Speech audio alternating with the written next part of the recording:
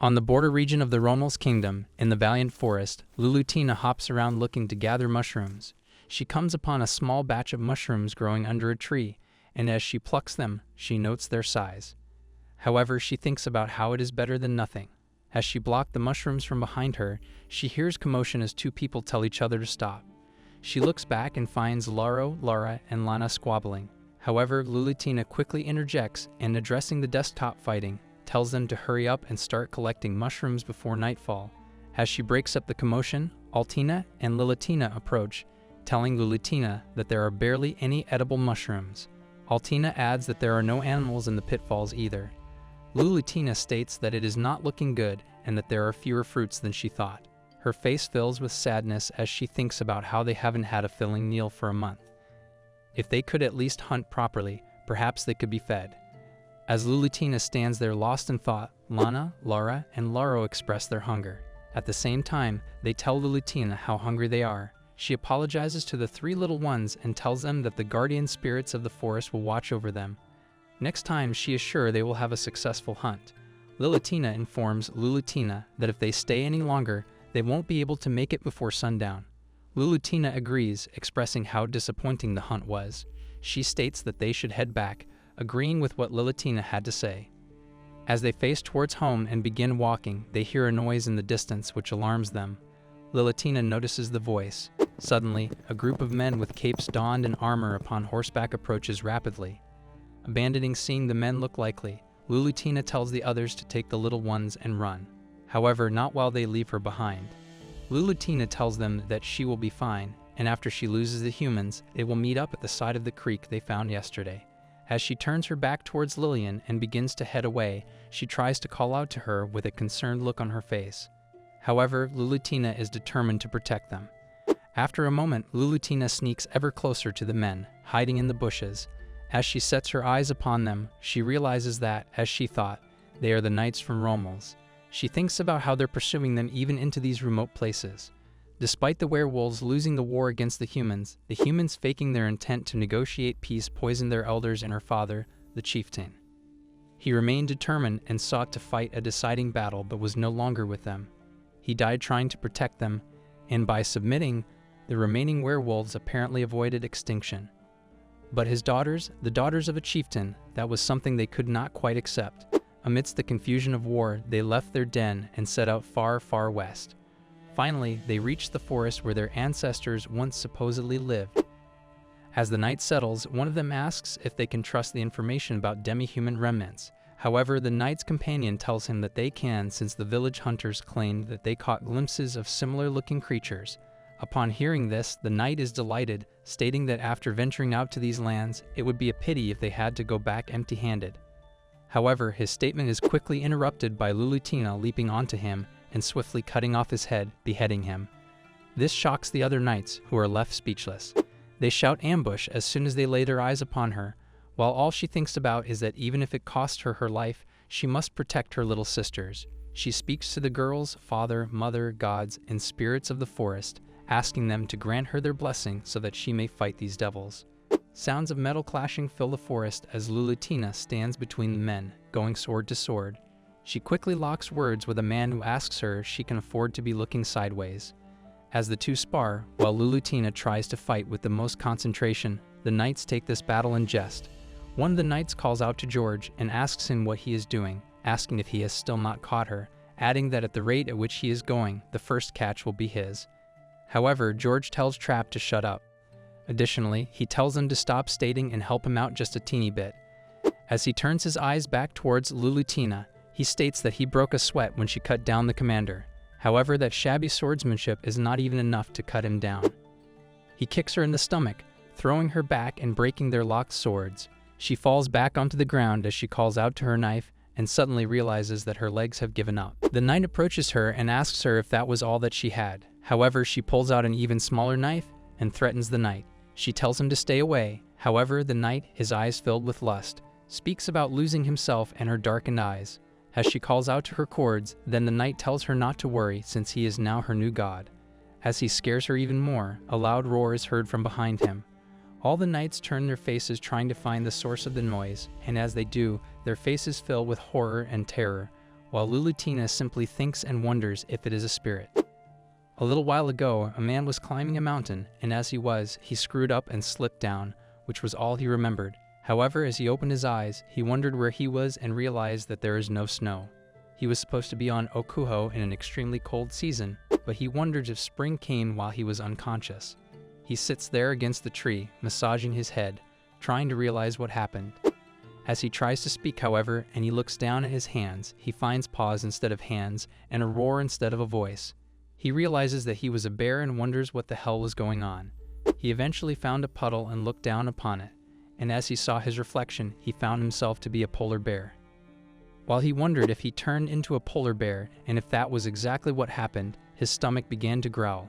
He sat down and decided to catch his breath, and as he did so, he thought about how if he had a climbing accident and fell down the valley, it is unlikely that he could be saved, in which case, living like a bear is good, and he decides to try as he turns his paws into a fist. He found a river nearby and decided to get some fish, however, he was incredibly unsuccessful. Despite swiping at them multiple times, he could not catch anything. He swooped over and over, however, the way he was acting.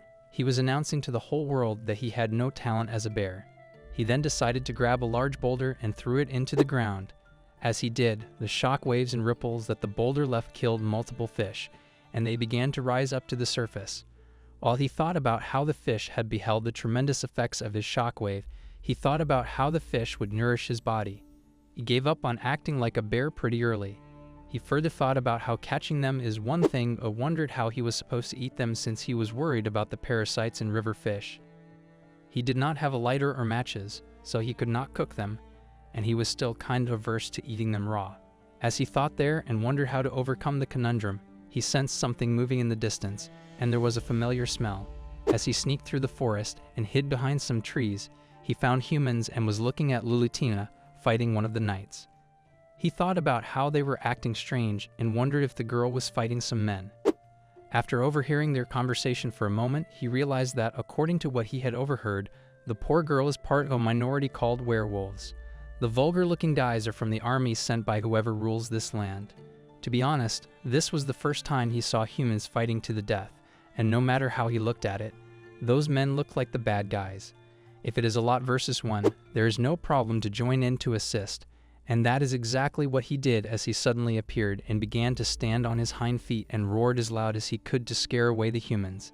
His mere sight frightened them, while they thought about how it was a monster and a kumakichi fiend. However, he simply thought about how he hoped they would leave the girl behind and run away, and that is exactly what most of the knights did. However, George stood behind and told them that they should not be afraid since it was just one bear and urged them to take it down.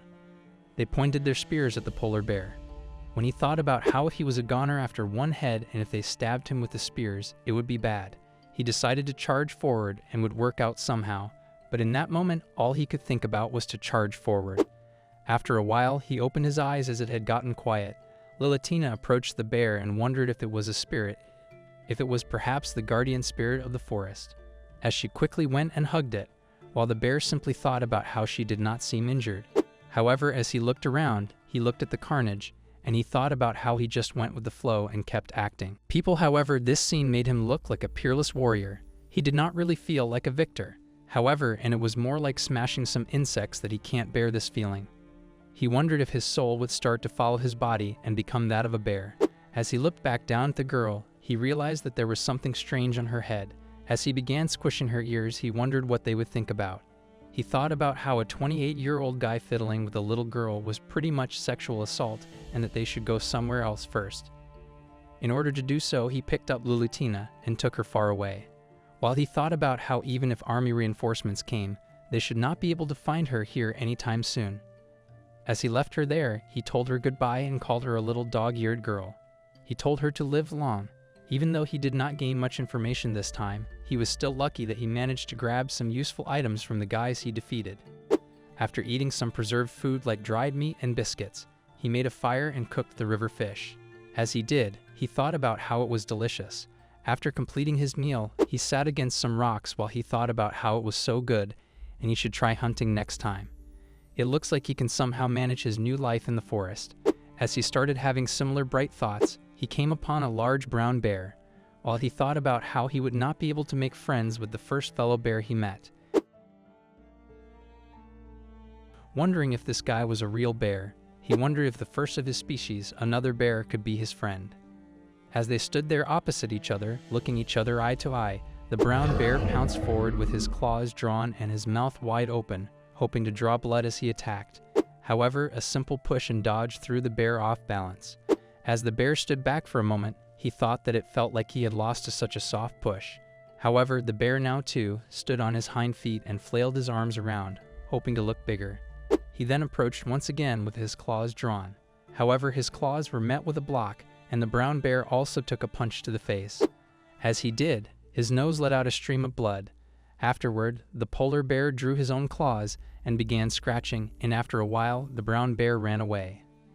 After his fight, he sat there tired and thought about how he wanted to meet someone but believed that that was not happening. This all happened because he bumped heads with him by chance, but this was probably his turf, and the polar bear was overstepping. As he lay down in the grass, he thought about how he won't go near this place ever again. After a short rest, he began walking through the forest once again with the desire to see mountains, and he wondered if it was perhaps because of that unexpected battle.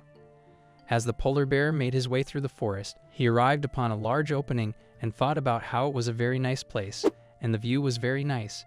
As he enjoyed the serenity of the place, he came upon Lilitina, Lara, Lana, Laro, and Altina. They wondered if he was God, another manifested thought, and they instantly bowed down before him. One of the little ones stated that he saved their lives yesterday, and they never thanked him. This crying deserved certain death, and if it was all right with the bear, they would offer their body. They further begged him to please protect her little sisters using his power as a guardian deity, while he simply wondered what the hell was going on, unaware that they believed him to be God. He stood up off his log and first told them to be quiet, then added that they were perhaps having a misunderstanding of some sort since he was just a happy polar bear. As he felt awkward telling them that he was not this great guardian polar bear that they were talking about, Lulutina had a moment of realization as she realized that he was not a god. She realized that this came late and then introduced herself as Lulutina, the werewolf. He then introduced himself and told her that he had the lame name of Kumakichi. She repeated his name back to him and then told him that it may seem weird, but that it was a wonderful name for someone like him. He thought for a moment and then told her that it would help if she talked about her situation. He told her that he did not know what was happening on her at all, as she stated that he appeared out of nowhere on this land and that she, the unworthy Lulutina, will answer with all her body and soul. He asked for just the general situation. After Lulutina had briefed Kumakichi about their situation and how the werewolves were killed by the knights and how they hunted their father as well, and how they now hunt her and her sisters into this forest, he sat on the log before them and stated that only the sisters made it through the forest. Lulutina told him that her sisters and her were prepared to die yesterday, and if they were about to be harmed by those dreaded humans, they would have bitten off their tongues first. But Kumakichi suppressed those evil knights and bit them, and they finally felt a bit of relief, and their ancestral spirits are surely relieved as well. As Lulutina urged everybody to say thanks to Kumakichi, he acted humble in response to their gratitude. He stated that he appreciated the thanks and told them to lift their heads up since he can't help but feel very awkward in the moment. One of the little ones wondered if they could hug him. Azula asked how she could be so rude. Kumakichi, however, told her that she could, and she suddenly jumped onto him and hugged him tightly. Following her, Lana and Laro jumped up on Kumakichi as well, while Lulutina urged them to behave. She tried to tell them that they were bothering Kumakichi and told them to get off. However, they did not and kept on climbing. There was a moment of happiness between the girls as they played around with Kumakichi, and Lulutina too was happy looking at the little ones having fun with him and talked about how giddy they were. As they stood in the opening playing around, rain suddenly appeared, and as it did, Lulutina asked if it was alright if he would want to stay in at their hideout since it was really close by. Kumakichi decided to accept their offer, and as they reached the hideout, they apologized that there was nothing that they could give him. However, he stated that there's no problem since he just wanted to simply see it. While he thought about how they made this natural cave a hideout and that it was damp, dark, cramped, and the air was bad, he looked around the cave and observed. One of the little ones poked him and pointed him towards a bed of dried branches and told him that he would sleep there. In response, Kumakichi asked if they always sleep well. Lulutina told Lulutina that she was signaling her not to bring him over. She should have told her that next time. As the little one shivered, Kumakichi called them towards him, and as he wandered the little one, he told them that he thinks they should quickly move to a better place and that they would be fine if they had for like him. But they can't endure the cold. As Lulutina told him that she really wanted to do that too, as the others expressed hunger, Lulutina apologized to Kumakichi and told him that they had not gotten much food as of late and everyone's hungry now. Upon hearing that, he got up and left, and while he was asked where he was going, he stated that the first problem that they had was food, then the house. After leaving the cave, Kumakichi began hunting a boar with the aid of the girls. They told him exactly where it was, and accordingly he punched it, killing the boar with a single swift punch. As he did, the girls' eyes widened, and their faces filled with joy as they told him that he did it proudly. Upon seeing the dead boar, the girls suddenly began to bite down on it, which led to Kumakichi stating that they were still young in mind. He further added that this hunt was very big, and the others agreed with him. He was thinking about how it was 300 kilos, or perhaps it was going a little too far, and maybe it would be better to disassemble it here and bring it over. He stated that he was not a polar bear who could carry all this junk, as the girls carried the boar for him and told Kumakichi that they should bring it back quickly. As he realized that he forgot this was a fantasy world, they relocated their hunt. After relocating their hunt, they lit a fire, but Kumakichi thought about how he had set animal carcasses alight before, and he had to use hot water and block out the hairs. There are ways to peel the skin off, like when skinning a deer, and then burn all the hairs off, and as he did, he called to Lulutina and asked for her knife. She offered it to him and told him that he can use it as he likes. Then he used the knife to scrape off the hair because it is easier to peel. After shaving the boar clean, he made a quick incision and took the energy out. The girls thought about how they were so hungry and their stomach was rumbling, and finally how it smelled so good. However, there was more work to do as Kumakichi had to clean other bones. After he did, the body was completely prepared and ready to be cooked. The girls looked on with absolute delight. After cooking the meat, they began to eat and commented on how good it was. Lulutina commented that Lana had her cheeks puffing out, while Kumakichi simply thought about how if the boar made them this happy, maybe he can pass on, and it should be cooked enough. Maybe he should have a taste, and as he did, he noted that it was very good. In delight, the girls ran up and hugged him. Back in the cave as night dawned, he sat next to them as they slept, leaning against him, getting cozy with his fire. While Lulutina woke up, she called out to Kumakichi and asked him if he was still awake. He told her that he was too, which Lulutina told him that she had a request. Upon inquiring further, she asked him to teach her how to get peace. She further stated that asking him to do this after he did so much is very rude of her, and she knows this. However, she is desperate. However, Kumakichi told her that in his world, they have an expression which says rubbing shoulders goes into the incarnation. While she pondered about what he meant, he stated that it meant a small encounter like rubbing shoulders by chance should be treated well because it could have a deeper meaning. In his former world, he is a polar bear beginner, but he got some old bear wisdom, and he will help her with whatever she wants. She asked him how old he was. However, she quickly apologized, noticing that she may have asked something rude. However, he told her not to worry about that, as he stated that he was only 28 years old and he is her brother who is much older than her, and that he's already an old bear. However, she stated that 28 is still young, and she further stated that his fur was very gentle and beautiful like silver. While he wondered if she was praising him, he really did not know, but if she praised him, it will be polite to make her happy. In response to her compliments, Kumakichi told her that her bushy tail is also very nice, and he thinks it is cute. Well, he thought about how perhaps this is a good compliment and a perfect place to thank her. As she asked if he was serious, he noticed her. He thought about how in times like this she looks like a beautiful girl.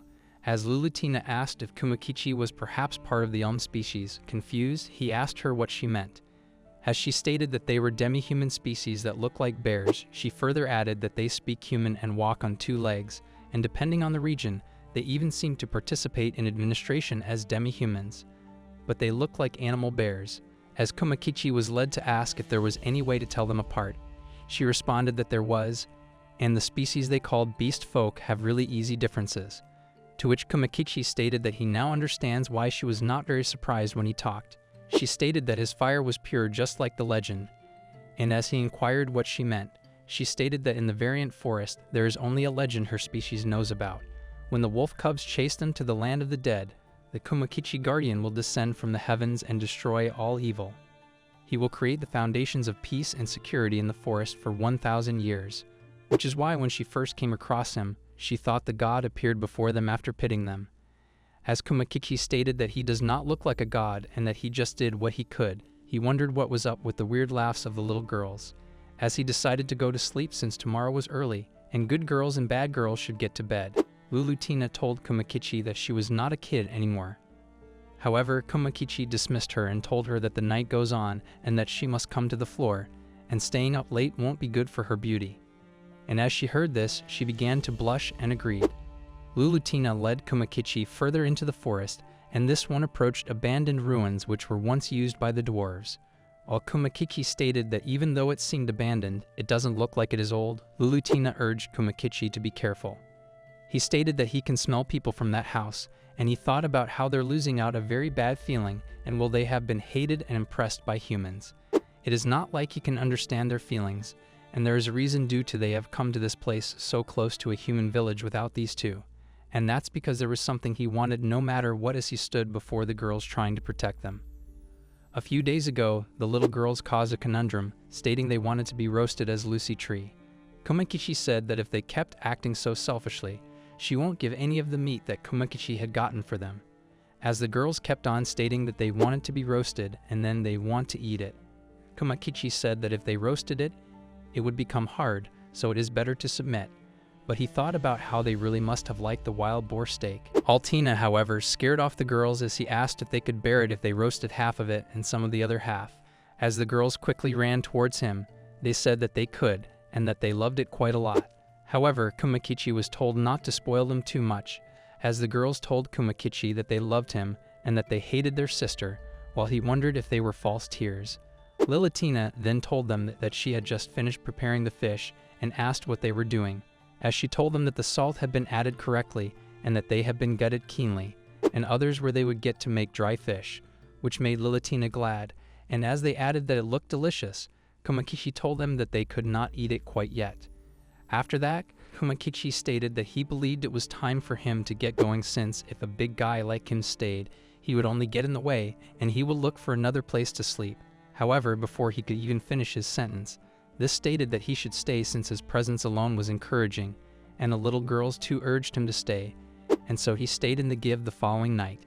As night fell, Kumakichi asked if Lulutina knew if there were any carpentry tools around, as she apologized, sitting at the runaway with only what they were wearing, so things like those could only be found in human villages. As he took the blame wherefrom, he stated that he was just thinking that there are lots of materials here, so if he had the necessary tools he would be able to make a lot of things. While he was looking at her, there was a plan taking form inside of him, adding that there isn't any problem for him to endure the winter. But these girls were poorly equipped and will suffer. So with that said, he decided to give the girls a house as a present, and in that case, not to mention living next to them, it will be even impossible to establish a relationship of coming to play and stay the night, which was a welcome situation. And to be able to have an intimate relationship with beautiful girls is a really welcome situation, even if he is a polar bear. And for that to happen, he will need to somehow get some carpentry tools, and even if a polar bear goes to ask for them, he will just be a captured target. Lulutina stated that on the way there were some abandoned ruins left behind by the doors. As Kumakichi inquired further, the later on, together with a few of the girls, came to the ruins that are about 30 miles to the east of the cave, and the buildings still looked clean but had locks on them, which Kumakichi easily broke, and as he entered, it looked like a treasure trove from access to source. There was a mountain of carpentry and even maintenance tools there with replacement parts as well. Kumakichi began dancing in happiness. However, the girls were not happy with the carpentry tools, and if it was possible, he would like to find a way to satisfy daily necessities in a permanent form. And for now they have taken all the necessary things, undecided to head back as it became something like stealing. But it's for the sake of the sisters and his happiness, so he hoped others would think nothing bad of him. But as they began walking, a familiar smell appeared, as it is the smell of humans. Lulutina instantly believed that they were following her. However, Kumakichi told her not to draw her blade, as he said that her resentment against humans is her anger being transmitted to him. And to be honest, before dying in the models, he was just an ordinary Japanese person living in a peaceful world, and he can't imagine the resentment they must be harboring for the fact that their kin have been eradicated, like if those are normal things to do. but if they don't know if they're here chasing the Latina, and even if he is accused of being naive, he won't allow them to start killing each other because of irrational reasons. After calming the girls down, the bear observed the humans from the bush as he heard what they had to say. And as he heard the conversation, he realized that they were not targeting him and that it would be troublesome if they bumped into each other. And even though they had already gathered up all the treasure, he wondered if they should give up now. Suddenly they heard a noise in the distance and realized that perhaps it was a snake. And a mantra certainly appeared, a large snake which began eating up all the humans. They thought about how they should escape quickly before it detects them. And he told the two girls to hurry up and leave this place quickly. However, the pleas of the humans held him back, as he looked at the snakes slowly devouring them one after one, and then he suddenly stood before a human and stated that if he hears a scream, it's in his personality since he was a kid to not be able to just keep watching and do nothing. And as he appeared, the humans were shocked, and so were the girls, and the snake looked at him attentively. After standing between the men and the snake, Kumakichi told him to hurry up and escape. Even though they were shocked at the fact that the bear was talking, they were still too afraid to focus on that and decided to run away as Kumakichi told them that he was smarter than the average bear. They just thought about how it was quite an extraordinary bear. After the humans fled, he stood before the snake and thought about how from here on it was going to be an unrestrained duel between him and the snake. He suddenly leaped forward with his claws drawn and cut into the snake. Blood gushed out while he thought about how it stank. In retaliation, the snake threw venom from its fangs. The snake venom was so strong that it could melt the ground, and it did not matter how sturdy the leather of a polar bear is, the venom was still dangerous as Kumakichi jumped around trying to avoid it. The girls called out to him as they thought about how an attack like this was unfair. However, Velutina told the Latina that she needs to calm down and believe in him. As the battle between Kumakichi and the snake heated up, he thought about how he could not keep going like this and he would be defeated first. However, to combat the snake's venom, he decided to grab some of those tools that he stole and attack the snake with them. As he threw multiple different tools at the snake, trying to get its attention, finally, one of the axes that he threw at the snake pierced its neck. It let out a big moan of pain. Finally, Kumakichi used that as a distraction and then punched the snake in its face, breaking its fangs. If the fangs got broken, then there was nothing to be afraid of. He suddenly grabbed it by its face and hugged tightly while Kumakichi bit into the snake. As he did, he pulled its skin out, and upon doing so, the snake's eyes turned black, and it fell to the ground. That's how he won this duel. After winning the duel, he was met with both the people that he had saved and the girls. The people stated that the legendary guardian deity of the forest had come to save them, and they all suddenly bowed down to him once again. He wondered what the situation was but realized that this could be a chance for him. As he decided to give a speech, he stated that the evil demon snake has been suppressed by the divine guardian. He urged them not to worry, and he does not wish to have meaningless fights in the forest. If there is a cost to a person who comes from remote lands, then they must welcome and take them in with compassion. And if he responds to mischief or gathering troops for violence, it will bring down the wrath of the gods. The people quickly accepted, but then one of them had a question. They asked that the snake was indeed an incredible monster, but it did not seem like the monsters attacking the villages around here. They also can't go inside the mountains or prepare for the winter, or it looks bad. And they also don't have enough money to employ an adventurer, and if possible, they would like to ask Kumakichi to take down the monster. As they began to beg him, he told them to leave the monster matter to him, and further told them to be gentle to the people who have escaped from difficult situations. After the people left, he realized that he did not know what the monster was, but he managed to act like a dignified god. He hoped that this would improve the situation of the girls. As the girls told him that he was truly a legendary guardian god and sang his praises, he thought about how it was also being believed here that he was a god. And as a result of using some time to explain it to the two, he finally convinced them that it was a misunderstanding, or that was how it was supposed to be. He wondered if the misunderstanding had been solved, as Lulutina stated that she understood that it was his temporary appearance on this world and that she would not pursue this matter anymore. And then after this, they decided to head back home. Kumakichi is working hard and thinking about how it would help him at a time like this to think that his previous lumberjack job had him do. He realizes that at this place, he will finish gathering the logs quickly. When used as building material, it made houses sturdier and long-lasting. Japanese cedar had almost 4 times the resistance than iron. While he's dropping down the wood, the other 3 girls turn to him and tell him that they had managed to chop down a few trees as well. The three girls run towards him and tell him that they want to do it as well. He tells them that they need to stop causing trouble. To transport the acquired trees, all the girls had begun pruning them. The branches could all be used later on, and the cheeky triplets were in charge of moving them to the cave. He realizes that at this rate, they could start construction earlier than he had thought. As he enters the cave, he asks where everyone is, to which he is told that everybody had gone to take a bath. Kumakichi says that he thinks he will go today as well, now that she had mentioned there was a hot spring nearby. That with this body, he didn't think that his hands could reach his back. Riri asks if she should wash his back for him, to which he tells her that she should not be teasing him. He thinks about how she could be feeling ill or something, as this was something that he did not expect her to say. Apart from that, she kept mumbling something with a really low voice, but he could not understand what she was saying. Eventually, he agrees and says that she should wash his back. Right as he says this, Lulutina and the girls enter.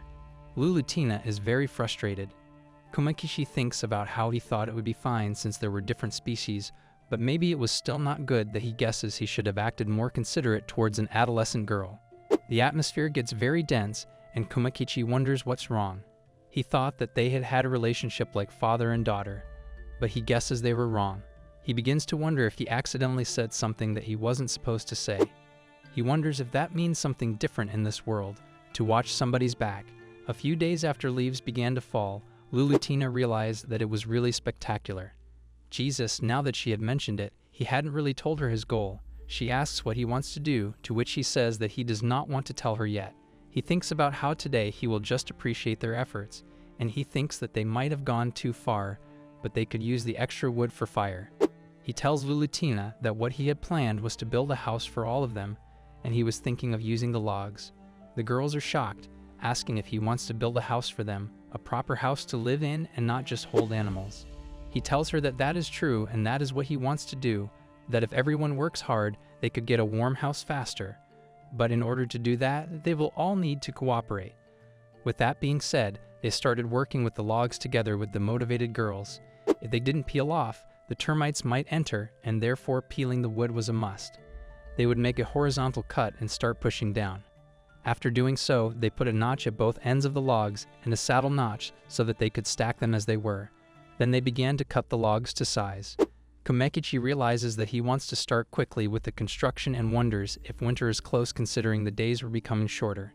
He realizes that this way the logs would suffice to make the building. After a long day of work, he relaxes in the water, thinking about how it feels. Great.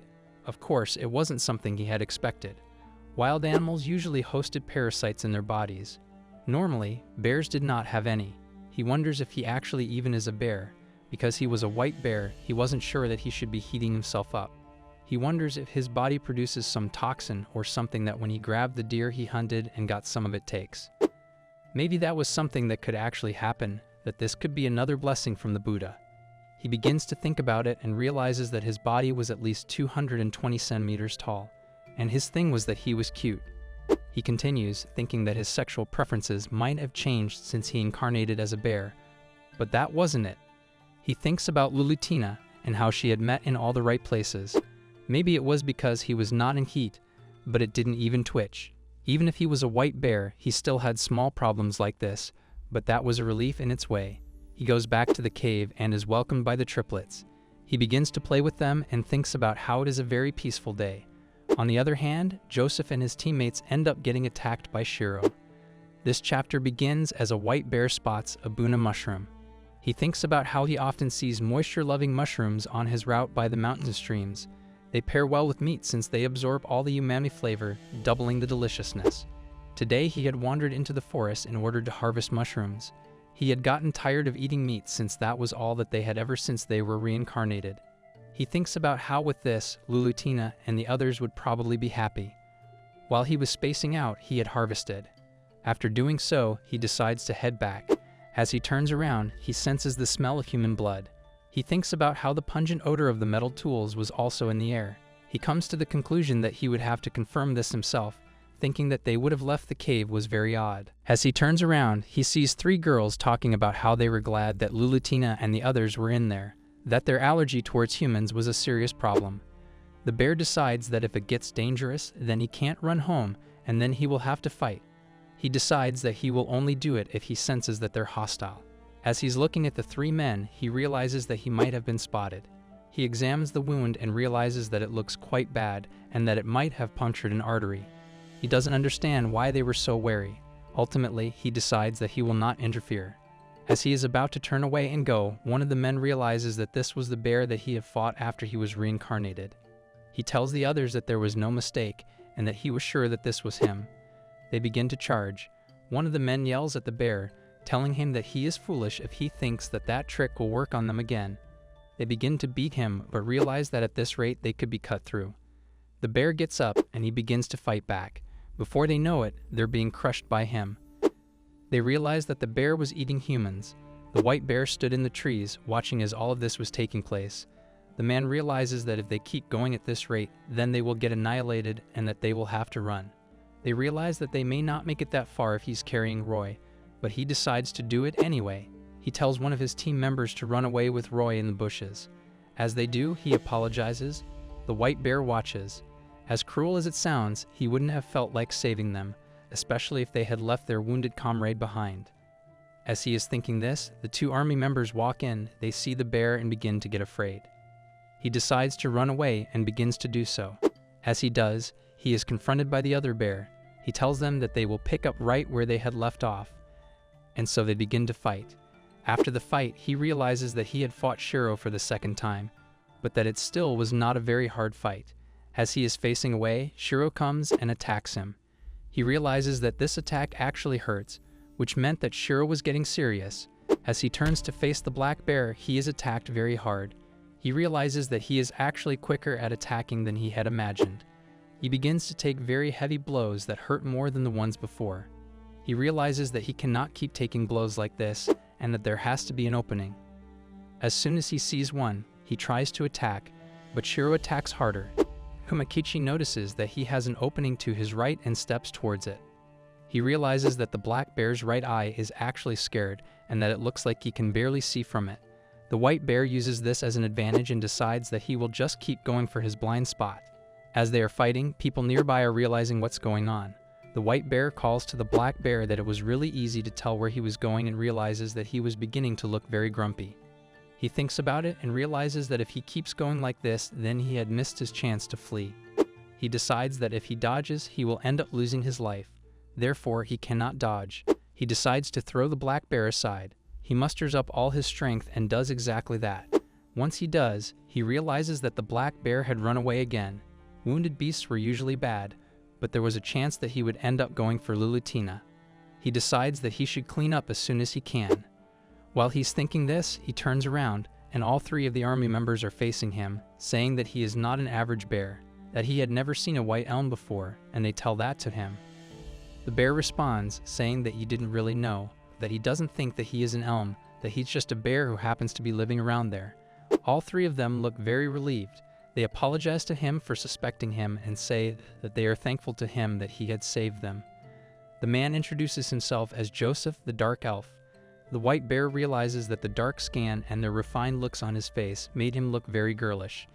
Now that he had mentioned it, he did kind of look like one, and that he probably wouldn't be able to tell the difference if his voice wasn't so low that this really was a guy. Joseph turns around and realizes that Shiro had made a run for it and that they could have ended him in just a few seconds. The white bear asks if that was the name of the bear from before, to which Joseph tells him that it was and asks if he had seen him and had noticed that that was a monster called a giant big bear. The white bear realizes that there had been a lot of rumors about him killing a bunch of knights who had come up to clear evil. He tells Joseph that they should just treat his friends first, and that there should be a river nearby where they can go and wash their wounds. The white bear guides them, and as they do, Joseph apologizes again, to which the white bear says that it's okay. He thinks about how by washing the plant well, crushing it, and then spreading it on the affected parts, it could function as emergency aid. Styptic grass was the kind of plant growing near the human village, and its sap helped stop bleeding. The white bear thinks about how the other men miraculously didn't have any life-threatening diseases or injuries, but the relief was brief that they couldn't say that the guy whose head got smashed was in any better condition. He asks Joseph if they shouldn't leave the forest and head to a doctor. Joseph tells him that he's thankful for his concern, but that there was a reason that he couldn't. The bear asks what the reason was, to which he is told that they were adventurers and that they got an advance payment from their patron to do his quest. If they give up on it, they would have to give the money back. He tells the bear that this was for his sister to watch. The bear apologizes. He tells him that he shouldn't and that it was something that was all set out to do. The bird tells Joseph that it looked like he had a reason as well, to which Joseph tells him that he had saved their lives and therefore he guessed that he had a duty to tell him their story. Joseph and the others came from an adventurous guild in a town far away. They came to the forest to exterminate the evil beast. They had hit each other, but even then they were together for a long time. They had escaped many hellish situations again and again. And if they ever had a problem, they were always helped each other, and that was what their friendship was. Roy was quite a reserved man, but he was just keeping quiet about the fact that his sister had a terrible disease, and if they could get some good medicine, then they could cure it. But medicine costs a lot of money, and it was something that they really could not afford. That was when they had seen the request. They were told that the bear, which appeared out of nowhere, had gone wild in several villages, and they, usually reliable tops in the fort, didn't do a thing to help the villagers.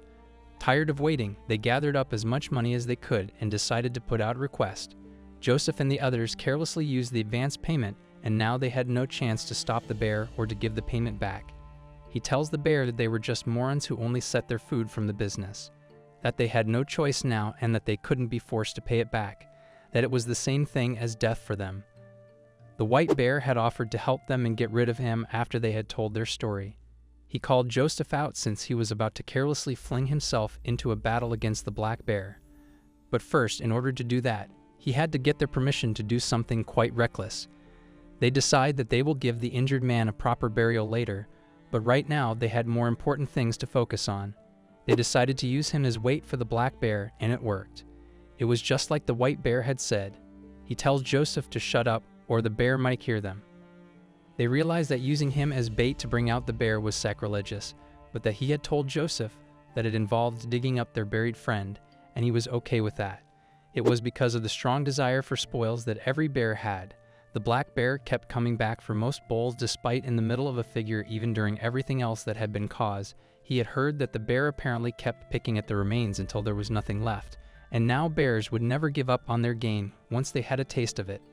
The white bear decides that they have a plan to put an end to him and decide to attack. They attack the black bear and realize that their trap had worked. They throw a bomb towards him to create a fire. It works just as they had planned, and the bear catches on fire. He then tries to get up, and the white bear tells him to attack him. They both begin to fight, and due to him already being injured, the white bear has a better chance. He realizes that he will have to crush the black bear's spirit and that he was clearly at a physical disadvantage as he was smaller than him, but he decides that he will not let go of the black bear. They began to fight, and the white bear realizes that it is hard but does not give up. He begins to strangle him and eventually is able to exterminate him completely. They are all very happy. A few days later, he goes back with a lot of money, and all the girls are happy to see this.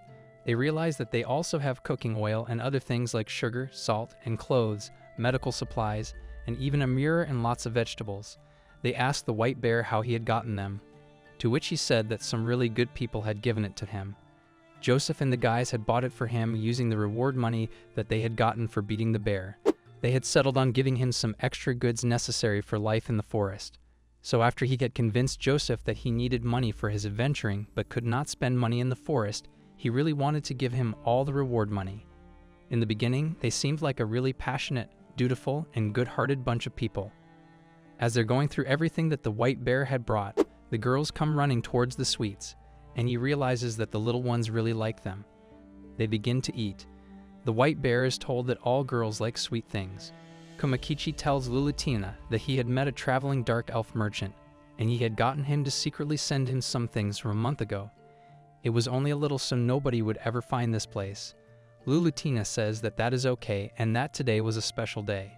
Lulutina tells Riri to help her with some things and to not just keep looking around at the mirror. In return, she tells Lulutina to be quiet. Lulutina begins getting frustrated, saying that she is going to have to dress a bit better, especially if she wants Komakichi to notice her at all. Komakichi realizes that Lulutina is really devoted to fashion and that he knew that she kept that mirror just for herself. She would have been perfect for bridal wear, not just off-the-rack clothes either. They were all custom-made. When she received the cloth that Kumakichi had acquired from Joseph, she turned it into a sewing machine and was barely focused on making anything but new clothes. Their charm only got better when they wore the most elegant clothes, and they were all very beautiful girls to begin with. He realizes that he had never had a girlfriend in his previous life, and therefore he couldn't really decide on something so high class. He was a polar bear now, and he could not choose between any of the options. While Riri is showing Kumakichi options, Lulutina comes in, saying that she should not be stressing Kumakichi like that. She has to know that he was going to have beautiful girls serving him, and that it was better for him to wear really good clothes. Kumakichi walks out of the cave, and as soon as he does, he bumps into Lalo, who gives him a huge hug, saying she wants to fluff. She is soon joined by Lala and Lena, who also surround Kumakichi. He begins to smell something sweet and spicy and gets alarmed. He walks over to where something is being cooked and says that it looked very good. He realizes that she didn't just reheat the boar stew and boil it, but that she had made jam stew. She took her time and sautéed the other ingredients and spices together, which were roasted boar meat, sliced onions, and sliced round carrots. It didn't take much skill to make this. You could use the sauce created at the bottom of the container if you washed them well and take the innards out and salted it. The flavoring was the fish sauce, and that could basically be made using river fish. Speaking of which, they were actually using the stuff that they had gotten from Joseph, and in order for them to take those materials, they would have to let it age for 6 months to a year so that they could only enjoy it when it was done. In the last few days, they had been building a house. They would need the wood carbonated in it that way, or they would quickly rot. So now the logs used for the lower segment were heated until their surface became black for presentation purposes. Then they had started building. They noticed some logs and arranged them on all 4 sides. Then they cut up a square near the center so they could make a fireplace, and they cut out some windows for lighting and entrance. It would have been easier to make, and it would have been harder to make mistakes, but as per the roof, they wanted to make it one-sided. Finally, after they had finished the roofing, they obtained their log cabin. The girls saw the cabin and were surprised, to which Kumakichi told them that it was only temporary for now, but that they could sleep there today. All the girls had gotten very excited, and seeing them that happy made Kumakichi glad that he was born a guy. The girls realized that it smelled of fresh wood, and that made them happy. Lulutina asks Kumakichi if she can do anything to make him happy or to thank him, to which he says that the day that they had prepared to become food, he had not only saved them and their lives, but also their spirits had come back, and they had been living under the stars. After they had lost their parents, they tell Kumakichi that they have nothing to say but thank you. Kumakichi asks Lulutina if she will help him, saying that they were not done finishing their work. Kumakichi tells them that this was their house now, and they should be happy. Aratuna walks in, saying that it wasn't just theirs, but it was both his and their house together. Kumakichi realizes that he cannot bear all those tears, and that she was a very sweet girl.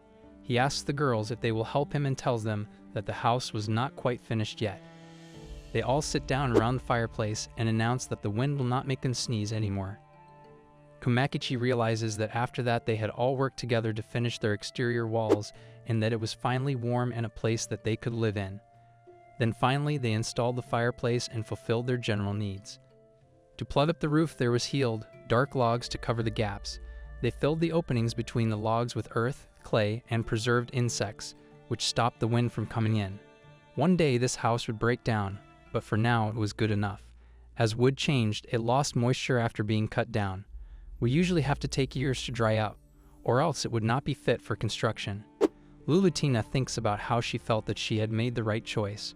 Kumakichi realizes seeing Lulutina's face that she is happy and that it should be enough to survive the winter. Lulutina tells Kumakichi that they've been having mushroom stew and that it was full of vegetables. Kumakichi realizes that there was still a lot and therefore decides to eat some. He says that it looks really good and that if anybody wanted seconds, they could have them. They all sit together and begin to eat, and that night they had all slept very well. Kumakichi wakes up in the morning and realizes that the weather is great and that he should finish this before everybody woke up in the morning. As he is trying to go away, somebody sneaks up behind him. He realizes that it is Aratuna. She tells him that she wanted to go and see how the trap was set and how it was doing. She tells him that she wants to come along. Kumakichi thinks about how she could probably catch prey all on her own one day, and that she was the quickest and more skilled amongst them. That the girl was quieter than the other sisters. He realizes that she was just 10 years old. but that her lines looked very good, that her two older sisters were a lot older than her.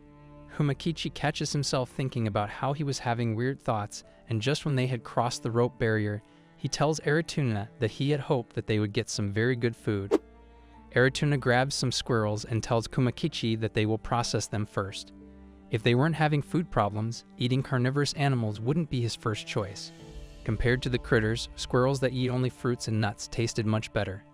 He tells her that the flesh of carnivorous animals had a bad smell and that the ones that they had got first also did. He was impressed that they had managed to make something so good after making a random stone oven. Then on top of that, they had baked some bread and made some meatball stew. They ground up the bones of the squirrels that they had brought back. He realizes that Lulutina looks very elegant when she drinks her tea, and that ever since Lulutina learned how to make bread, she stopped eating meat every morning. Lulutina was actually different from the others, and she always had that elegant feeling around her. Therefore, he relaxed a bit. They had finished making their precious log cabin, and he allowed Lulutina to take the three girls to go and get some mushrooms while being careful. As they are waiting for Lulutina, Kumakichi realizes that she was already very late, that they had passed a lot of time, and Lulutina had still not come back. He was beginning to get worried and decides that he will go and look for her. Before he can go, the three small girls come running to him, crying. He asks them what was wrong and what had happened to Lulutina. The girls tell him that she was taken by bad humans. At the Wild Boar Fort, a soldier comes to Hadwin and tells him that they have captured the demi-human girl. Upon hearing this, the commander realizes that the infamous werewolf girl must be the lively one, and that he is sure that eating her up would be very entertaining. The soldier tells him that they will have her frisked and brought before him as soon as possible, to which he says that there is no need for that as he will leave the main course for later. He tells the soldier that he hopes that all the girls are grateful that they have brought them there for himself, and that for now, he will have some fun with all of them. He tells them that he could do a few favors for their families as well, and that he can promise them a life without discomfort as long as they give him the respect and obedience that he deserves.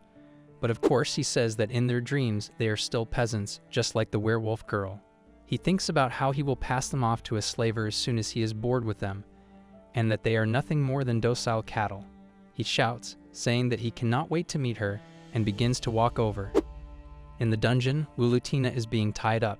She begins to try and fight, but the soldiers tell her that it would be better if she just gave it up already. They say that the daughter of the chieftain was cut from a different cloth. Normally, even an adult man would cry out at least once after that much pain, but she had not. The guards tried to scare her, but she remained calm. They tell her that the boss had told them that they could not have their way with her, which was really bad considering they really wanted to. They tell her that she is a pretty little thing, and that they were supposed to rough her up and make sure that she was in pain and nothing more. They tell her that if she tries anything else, who knows what kind of punishment the demi-lover will give him. The Lord was busy with the kidnapped girls, and therefore he would leave the demi for tomorrow. Lulutina turns to the soldiers and tells them that she did not expect them to be so weak. That when she had seen what huge guys they both were, she had expected more. She tells them that they should not get closer, and if they do, then she will make them regret it. She says that if they were to have a small tasting session, nobody would know. The soldier tells her that she is in an underground dungeon, and therefore she can scream and cry all she likes, but no one will be able to hear her or will come to her aid. Although if she promises to be a good girl, then he might put away the scary tools.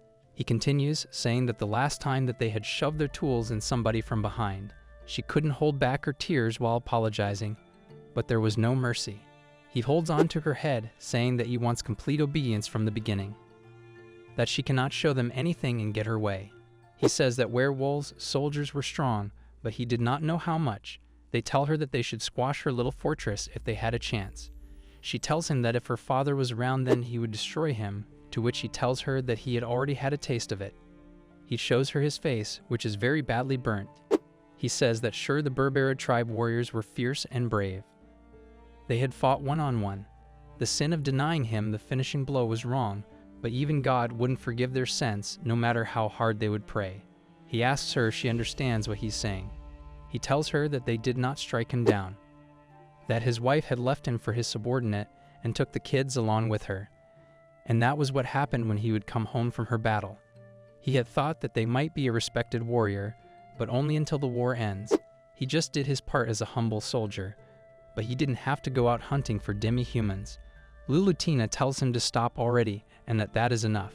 She realizes that the man was, just like her, a victim of the war. She wonders if the look that she had seen on his face was pity. The soldier tells her that he will torment every fiber of her body until he is done. That he will carve the meaning of true pain into her very being by the time that the sun rises, so that she won't be able to think of anything but him.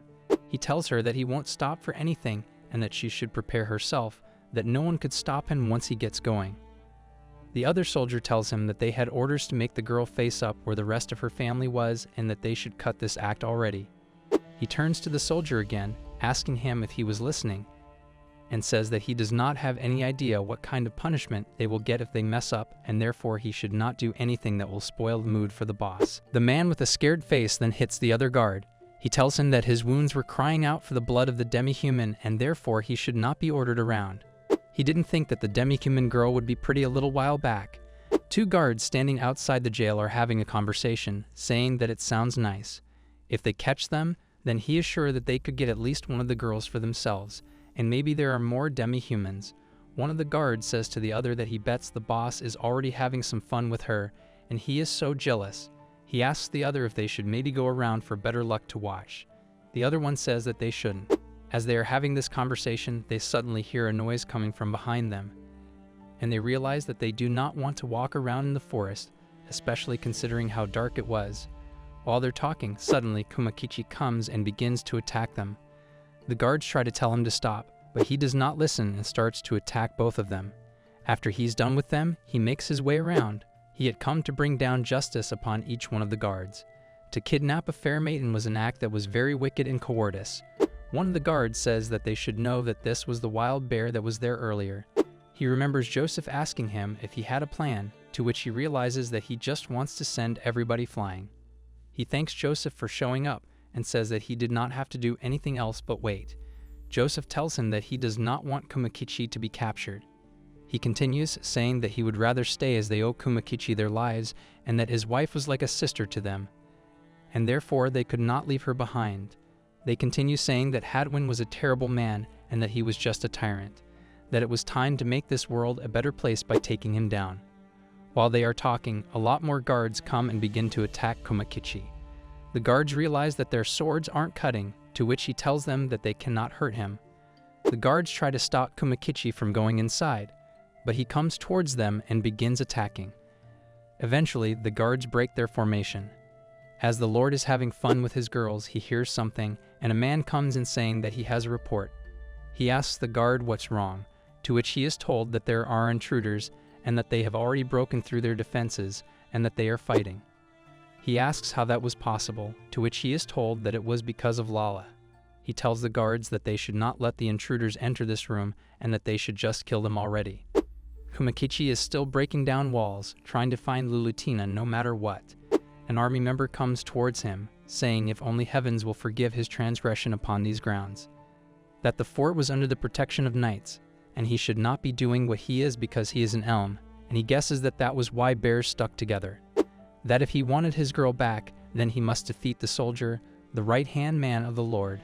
He swings towards Kumakichi, and Kumakichi begins to get hurt. He thinks about Lulutina and decides that she must have endured much worse since being captured, and therefore he must take this. Although he is constantly being hit, he comes back stronger than the last time and crushes the face of the soldier. He enters into the room where the Lord is asking where Lulutina is and sees the three girls sitting. The Lord tries to hide, but Joseph spots him immediately and tells Kumakichi that that was who the boss was. The Lord is scared and asks who Kumakichi is, saying that he was the son of a margrave and that he was highborn and he should realize this and not attack. Joseph tells him that he knows that he had committed a bunch of heinous acts while hiding behind his position and that his death would fulfill the wishes of a lot of nearby villagers. The Lord tries to make a deal with Kumakichi that in exchange for leaving him alive, he could get all the girls and all the money that was in the lockbox. He tells Kumakichi that he is too young to die and that he should understand. Kumakichi asks him where Lulutina is if he is the commander of this fort, to which he says that he will put an end to this. Joseph says that after all his selfish indulgences, they're just going to cause him to have to beg for his life. Kumakichi asks him again where she is, to which he says that the dark-haired girl was in the dungeons underground and that he had told him everything he knew, and therefore he should be spared. Right as he says this, Kumakichi attacks him. He tells Joseph that he should take the other kidnapped girls and help them escape first, to which he says that first they should hurry up and find his wife. Kumakichi tells him that he can do that on his own and Joseph should not worry. Joseph decides that he will take the girls and protect them. As he goes to the girls, they tell him that he was the only one who could protect them. But if they leave those girls on their own, who knows what other soldiers in the fort would do to them. Joseph turns to Kumakichi and says that when all of this is over, drinks are on him. Kumakichi tries to find Lulutina and smells something burning. He wonders if someone had started a fire and begins to get agitated, shouting for Lulutina. He finally spots her with the soldier who is trying to torture her. Seeing this, he gets very angry. The soldier asks who he is and asks if the bear will get in his way and tries to attack him. But before he can hit Kumakichi, Kumakichi hits him and gets him out of the way.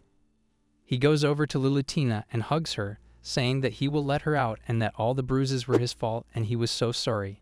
He tells her that it was all right now and that everything was fine. It had been 3 days since Lulutina's rescue. Kumakichi had apologized to Joseph for making him come all the way there to begin with. Joseph told him that he should not worry about it.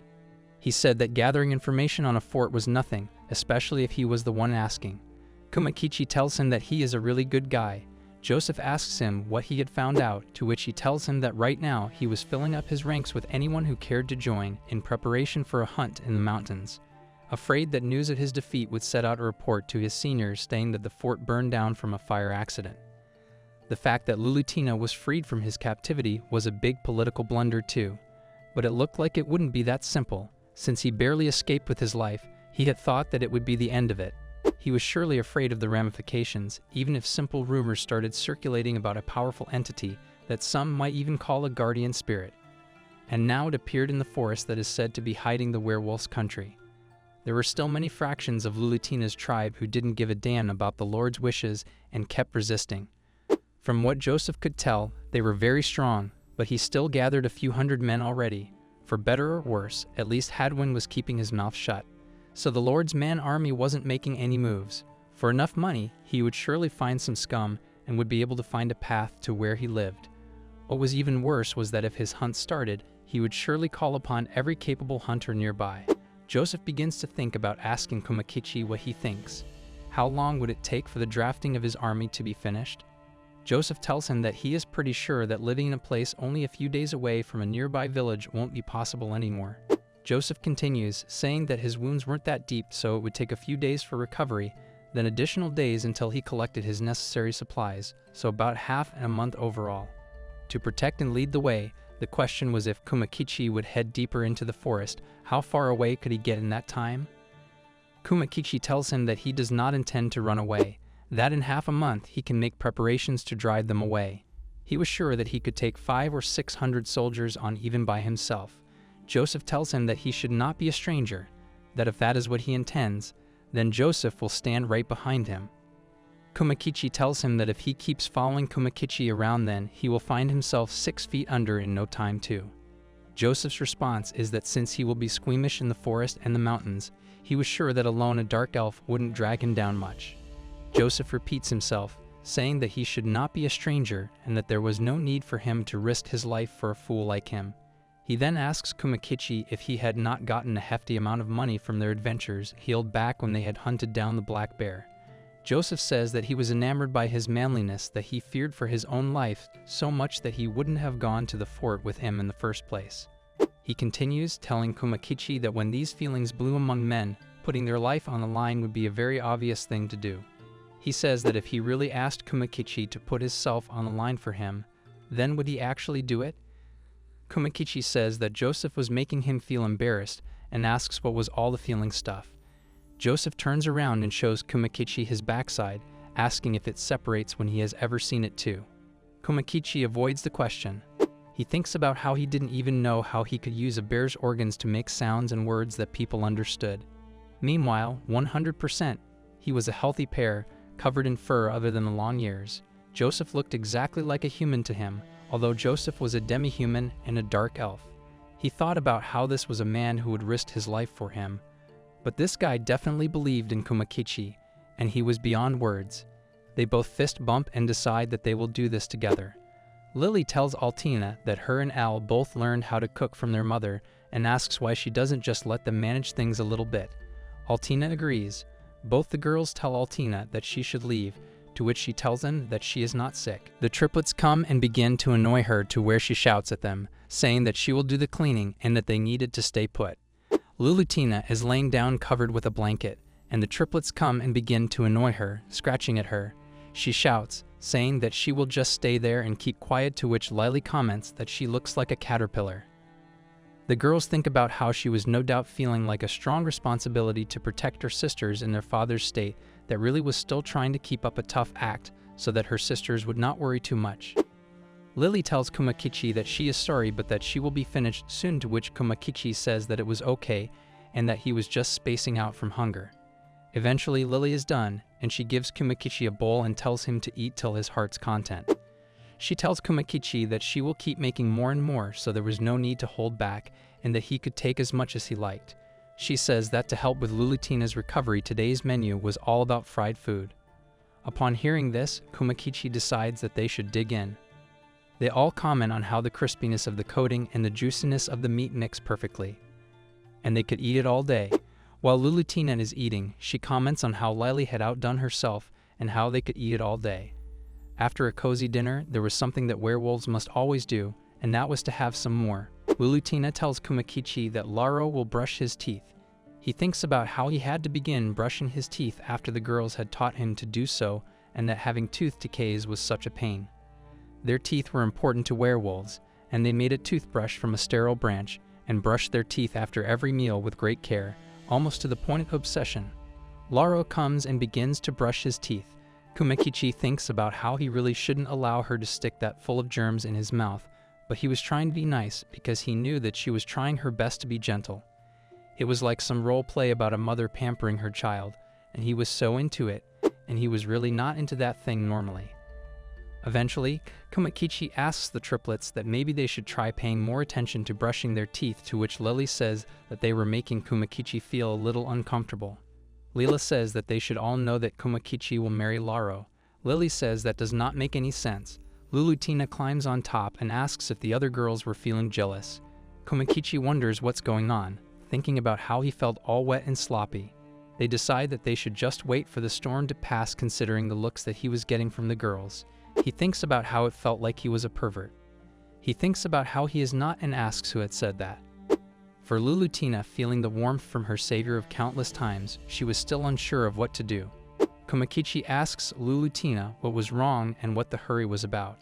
Lulutina tells him that it seemed that he was there in spirit but not actually present. Kumakichi is surprised that she was able to see right through him.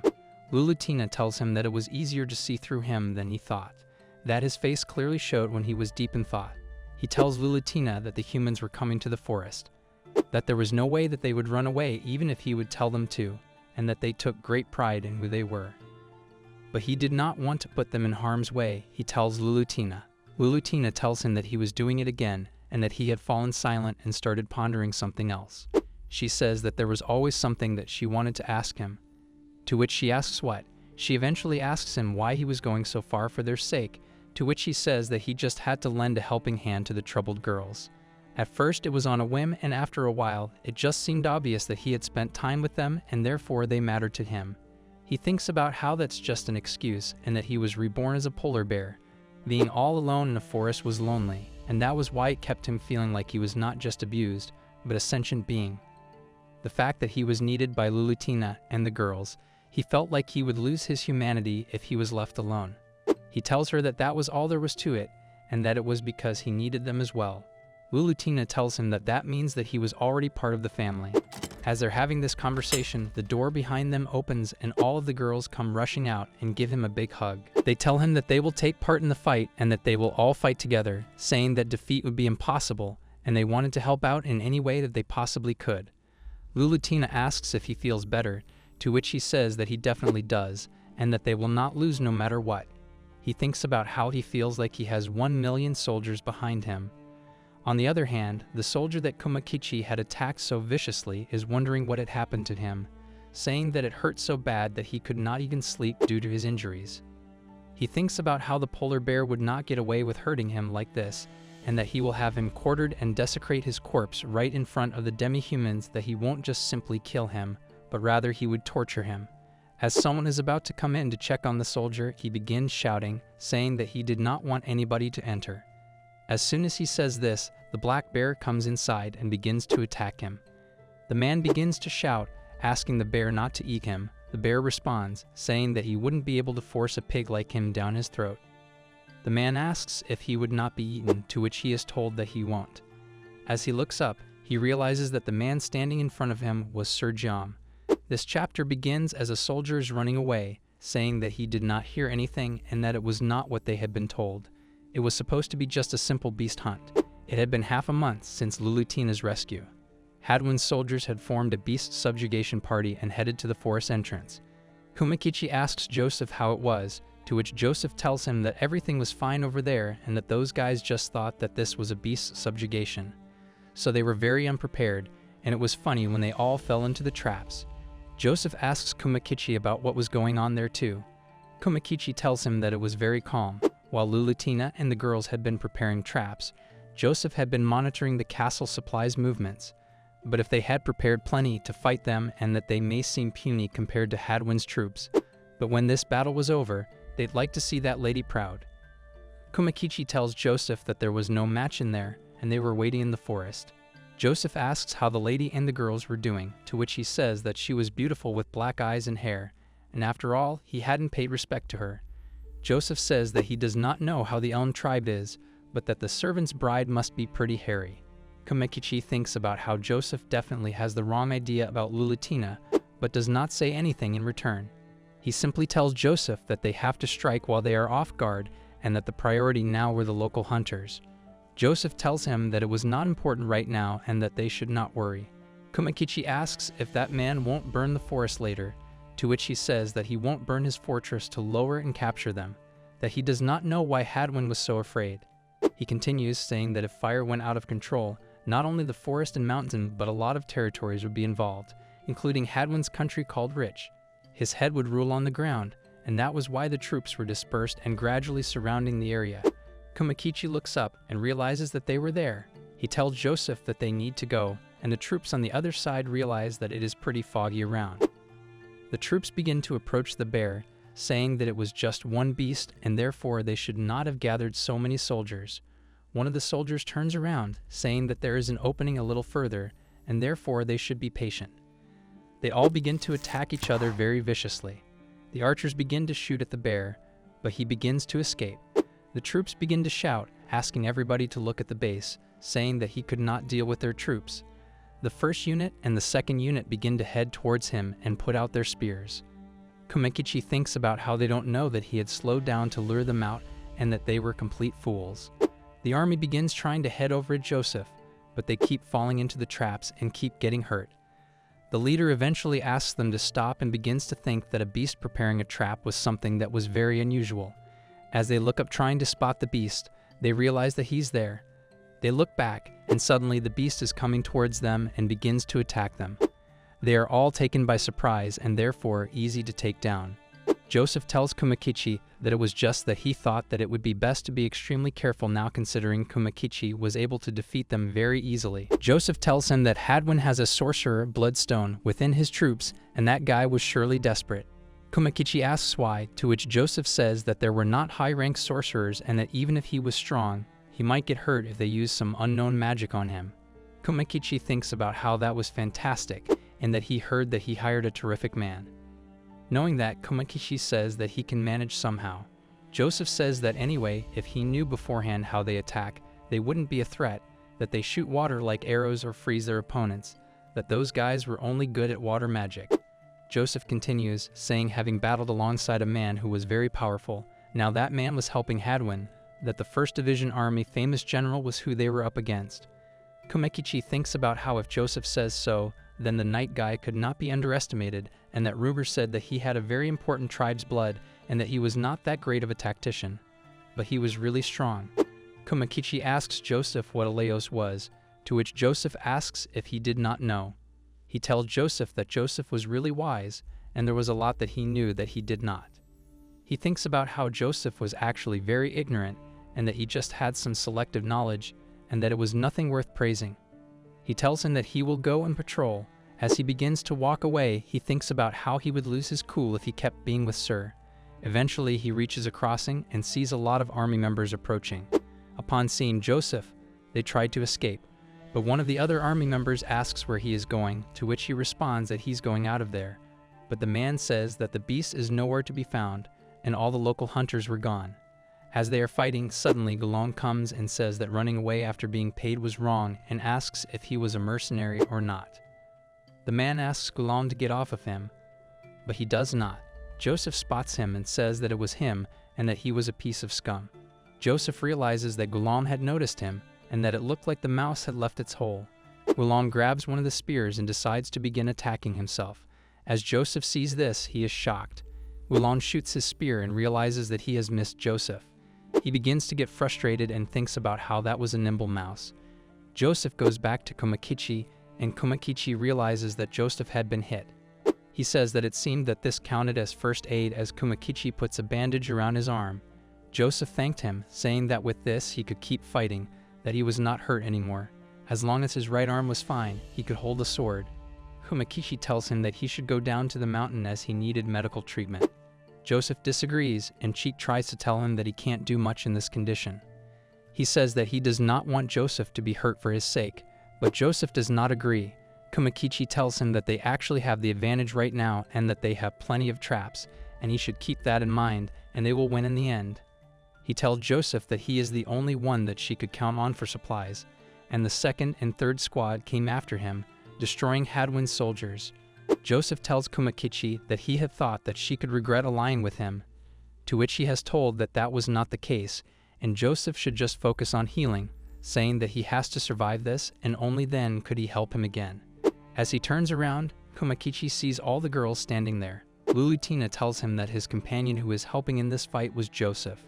Komakichi tells Lulutina that Joseph had to retreat, to which Lulutina tells him that they will risk their life for their allies who shed their blood for them, and that from now on, they were werewolves. She adds that he had made him step back for his own good, and that he was wounded, but it was nothing fatal.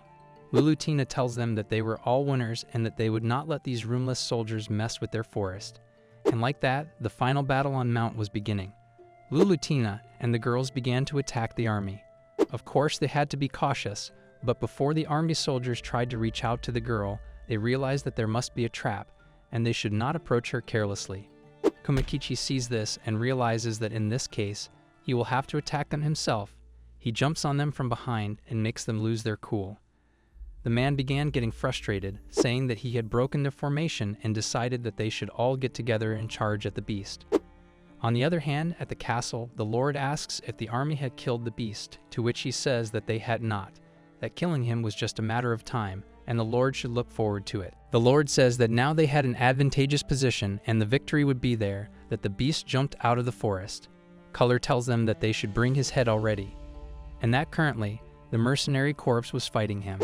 The Lord tells the army member to make sure to capture all the girls alive, but if he has to give those girls up, then it will be worth it. He thinks about how it was a waste of time and money. As he exits the tent, he sees Gulam, who is eating, and asks why he isn't in the front line. Gulam says that there was a water sorcerer in there and that he could not do anything. Gulam asks him to wait to watch. The Lord says that he was not paying him a lot of money to wait. Gulam tells him that what was about to happen was something that he needed to be prepared for, that the report of his death would come anytime soon. Komakichi thinks about how this should be enough for him to win this battle, especially considering he understood his opponent. While they were fighting, many of the men tried to attack Komakichi, but realized that it was completely useless as he got away every time. Even after they had hit him several times, they realized that the beast was still moving. Komakichi knows that no amount of pain would stop him. He gets up and begins to fight again. He realizes that he has to eliminate them and that they were very dangerous. He gets hit and realizes that it feels like an ice arrow and says that that much would not stop him. He gets attacked again, and the army says that they should move on to the next stage as it was time. Komakichi gets up and begins to run away. An army member runs after him, saying that they need to kill him and make him a rug, that the beast was out of breath, and now was the right time. Komakichi begins climbing, and the army follows. As he is climbing, suddenly Lulutina comes out and begins to throw logs towards the army members, and they begin tumbling down.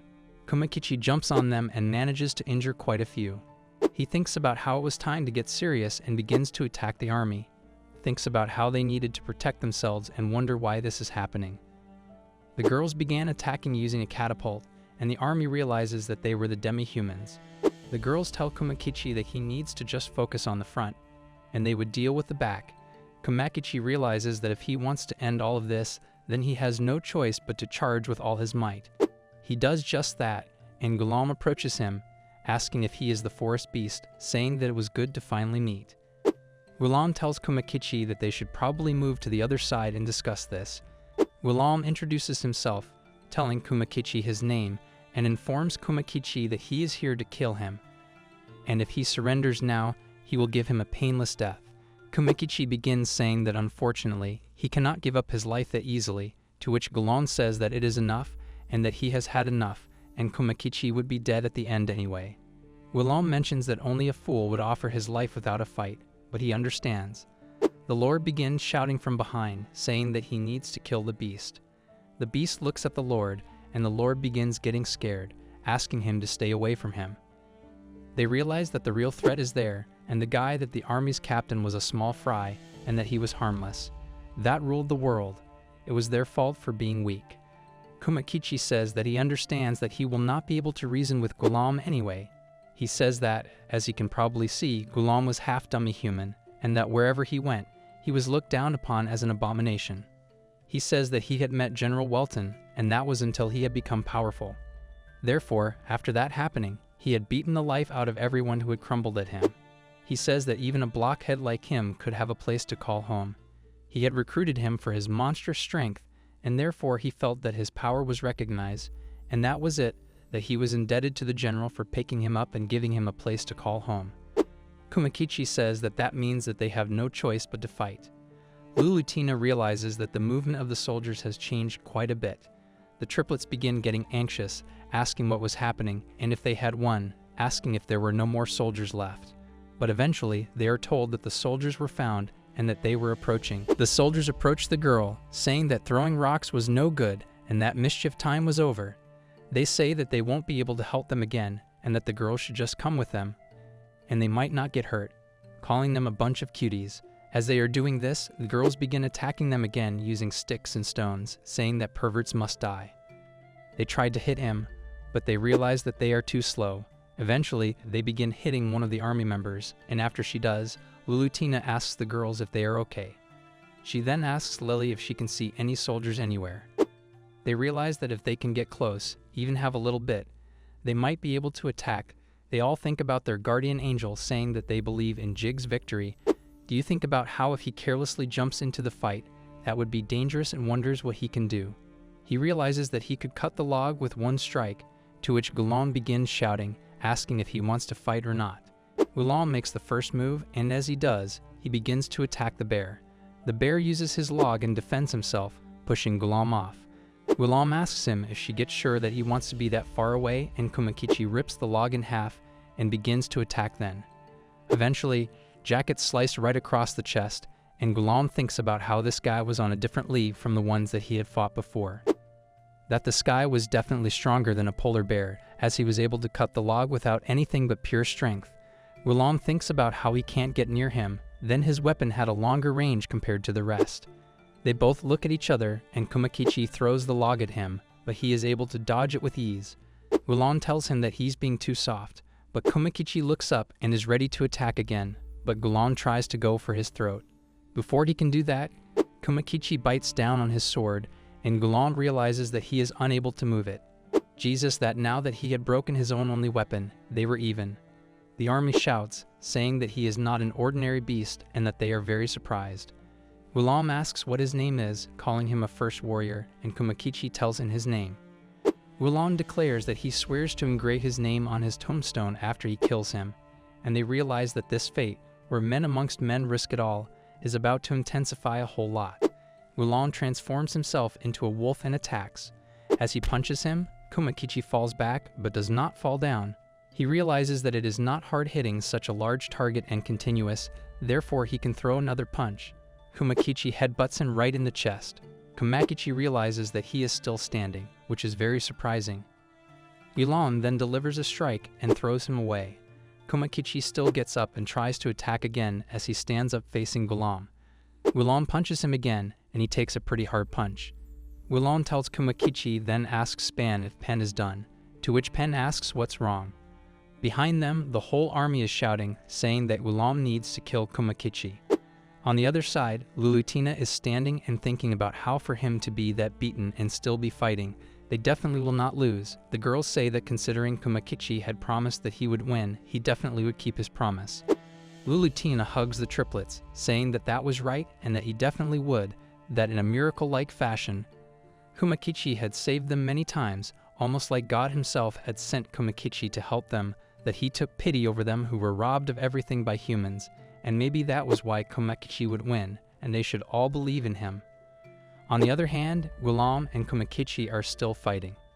The army is shouting, encouraging Gulan to kill him and to take off his head, asking what was taking so long. Gulan realizes that Kumakichi's whole body is a weapon and that he is a demi-human warrior, that he has strong limbs, fangs, and claws, and therefore he is no ordinary opponent. He took all of Pen's blows, and he is definitely not average. As much as Gulan was able to hit, he just received, and Gulan begins to wonder how tough Kumakichi really is, hoping that he would fall down already. He thinks about how the easiest thing to do would be to retreat, and that if he faced a powerful person, then they should not give up. Gulan thinks about how it hurts that he is beating him to a pulp and that this guy is too strong, and that he could not land a single hit. To make matters worse, he realizes that he cannot give up now and that he needs to land only one hit at least. Kumakichi realizes that his family is watching him fight, which encourages him, and as Gulan tries to hit him, he ends up punching him really hard on the nose, and he seems to be really hurt. Gulan and Kumakichi began to attack each other, and as Gulan punches Kumakichi, he realizes that it was not strong enough to take him out. The girls keep cheering Kumakichi, telling him that he can do it, to which Kumakichi thinks that he can't let himself fall down there. Kumakichi slashes Span across the chest, and Gulan begins to bleed. They both stand up and face each other again as Gulan says that he won't die from something like this. Gulan punches Kumakichi again, and Kumakichi does not hold back as he lands another punch, although shallow, but it did land. Every time Kumakichi thinks that he cannot take it anymore, he keeps taking punches and keeps coming back, then keeps punching Kumakichi and hopes that Kumakichi will eventually give up. But he doesn't. Kumakichi punches Gulan across the chest again, this time causing a very deep wound. Gulan is clearly hurt, and as he tries to punch Kumakichi, Kumakichi is able to dodge it. Eventually, Kumakichi headbutts him and pushes him away. He falls down and wonders how many of his ribs he may have broken, then thinks about how Kumakichi is very strong and that it feels like his stomach had exploded. As Gulan begins to realize that he might lose, he realizes that he cannot let that happen. He was still able to move his body, and therefore he could still fight. Kumakichi tells Gulan that this is the end, but Gulan tells him that that is not true. He pulls out a sword and begins to attack. All the girls are very shocked at how he had a blade on him, then tries to slice Kumakichi, but he is unable to. He tells Kumakichi that he will take off all of his arms, but instead Kumakichi grabs his throat and lifts him up. Gulan thinks about how he had lost both of his arms, and it was impossible that he still had such strength left, but Kumakichi keeps fighting. Eventually he slashes his throat, and Gulan wonders how he could even move if his bones didn't respond. Kumakichi thinks about how, as expected of the forest guardian deity, nothing could stop him, and this was his one. After attacking Gulan, he looks up and sees all the army members watching as the captain had been defeated. They begin to get scared and run away as they know that fighting Kumakichi is useless. Kumakichi walks over to the captain, and he tells Kumakichi not to hit him. He tells Kumakichi that he won't bother him again, and therefore, his life should be spared. He asks Kumakichi if he would like to work as his right-hand man, and says that Gulan was so arrogant, but he ended up losing, and not having him around anymore was actually quite a relief. He says that he has some werewolf girls that he could give Kumakichi and asks what he thinks. He tells Kumakichi he will give him anything he wants, saying that that was not a bad idea. Kumakichi thinks about it and eventually rips his head off, saying that that was absolutely disgusting. After winning, all the girls run over to him and give him a tight hug. He thinks how, for now, they should rejoice in this victory. But he did not know what the future held for them. This chapter starts as Lulutina is laying out clothes on the wire outside. As she is doing this, the triplets come and startle her. She tells them not to and tells them that they cannot play there. The laundry will get dirty, to which they understand. She looks up at the sky and thinks about how the weather is really nice. As she goes back inside, the other girls ask her where Kumakichi is, to which she tells them that he has just fallen asleep. They look at her and think about how a few days have passed since the battle with the humans.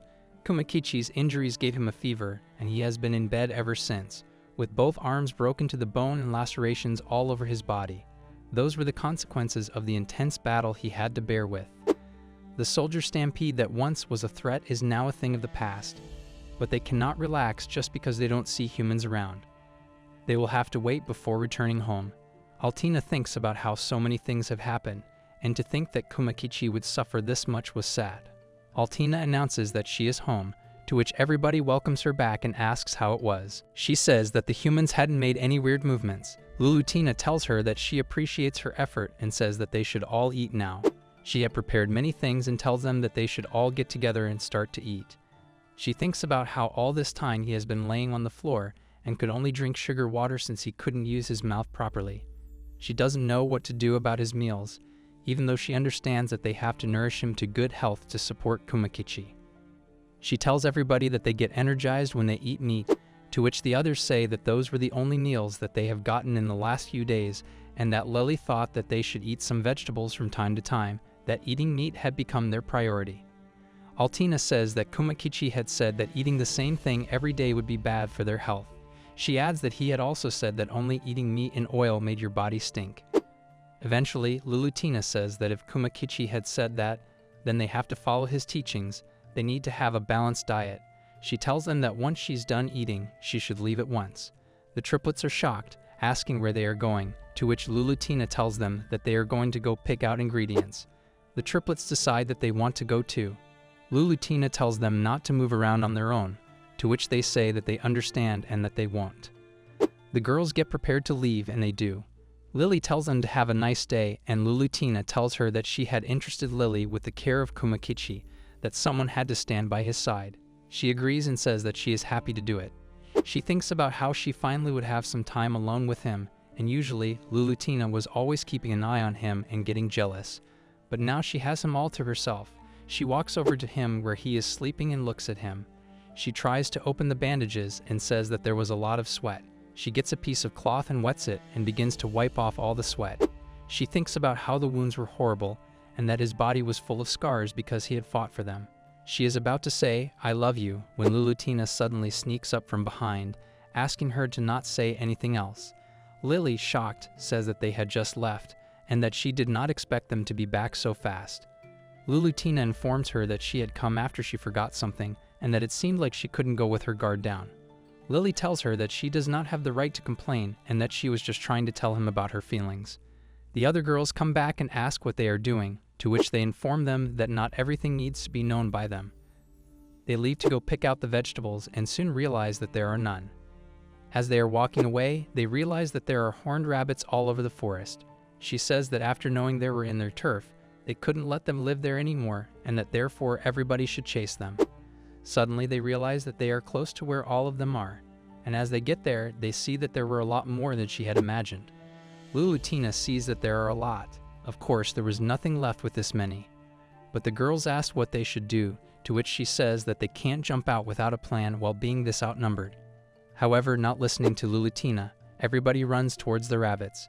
Lulutina thinks about how they can't chase aimlessly, and Kumakichi had once said to aim for the one that was the last in the herd. She sees the one that he was talking about and begins to attack. As she does, Altina, on the other hand, is able to take one down easily. She walks out with it and notices Lulutina standing there with one in her hand. They realize that the triplets are also trying very hard, but it seemed that it was too early for them to hunt.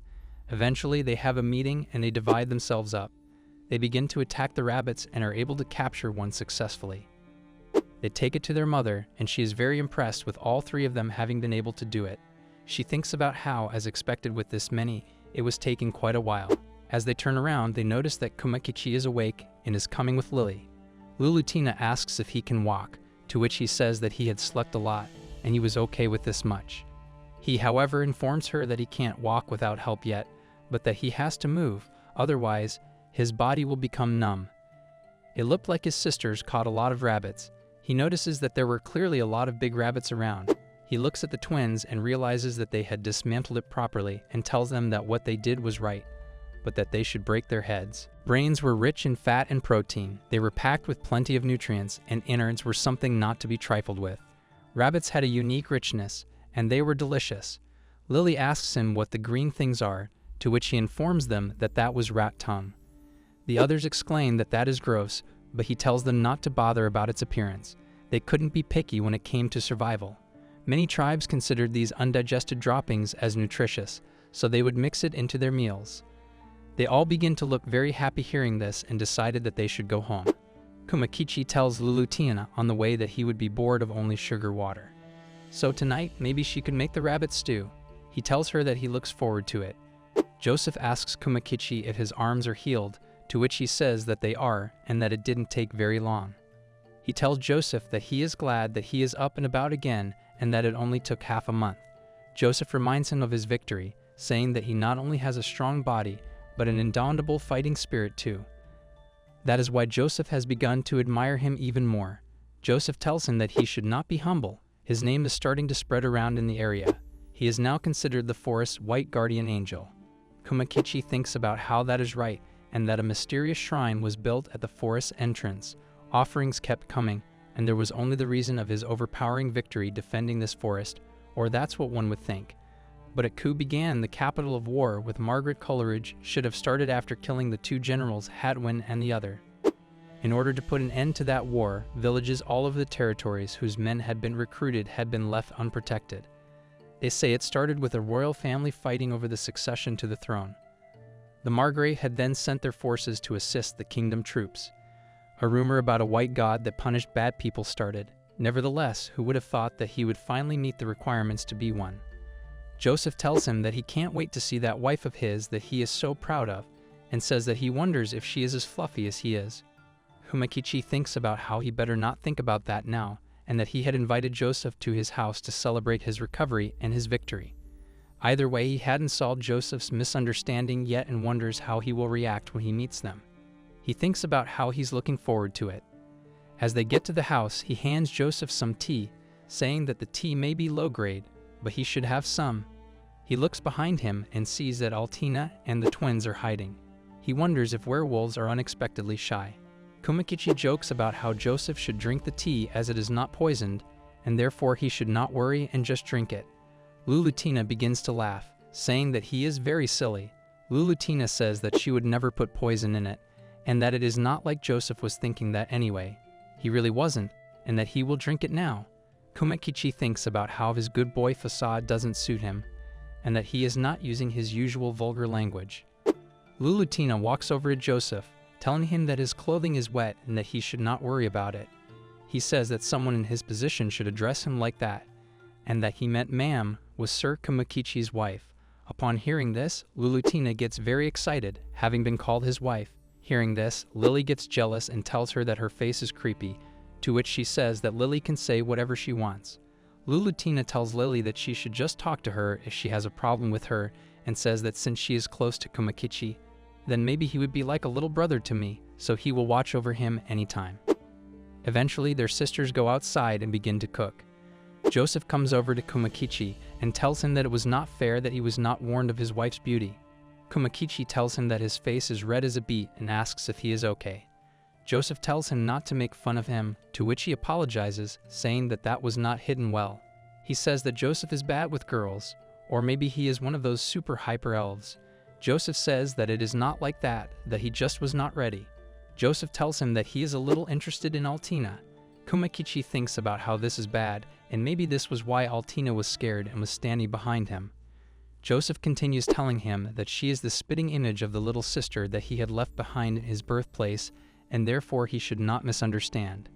Kumakichi thinks about how every person has some painful thing in their past that they do not care to share, and that he thought that he recalled Joseph saying that he left his village in the past. Kumakichi asks if they should drink tonight, to which Joseph does not say anything. Eventually, they all get together for dinner, and the boys decide to drink. Joseph hands Kumakichi a drink and asks if he can handle it, saying that they should start with 1 cup as the dark elf has many heavy drinkers. After drinking it, Joseph tells Kumakichi that that was a very good drink and that the alcohol went down well. He pours Kumakichi another glass, and Kumakichi drinks it. He says that he knew it was a good drink. Kumakichi thinks about how, especially in this kind of situation, the triplets' discipline was strict, that if their boss, in other words, him, didn't eat first, then they wouldn't eat. Werewolves were hierarchical animals. They could not act individually. He realizes that if he doesn't start eating, then the girls can't either, and therefore he feels bad for the kids and asks Lulutina for his share. After they get the food, the boys continue to drink and the girls begin to eat. The next morning, Joseph was still a little giddy and ran back home with a satisfied smile on his face. After Joseph left, Kumakichi went for a hunt.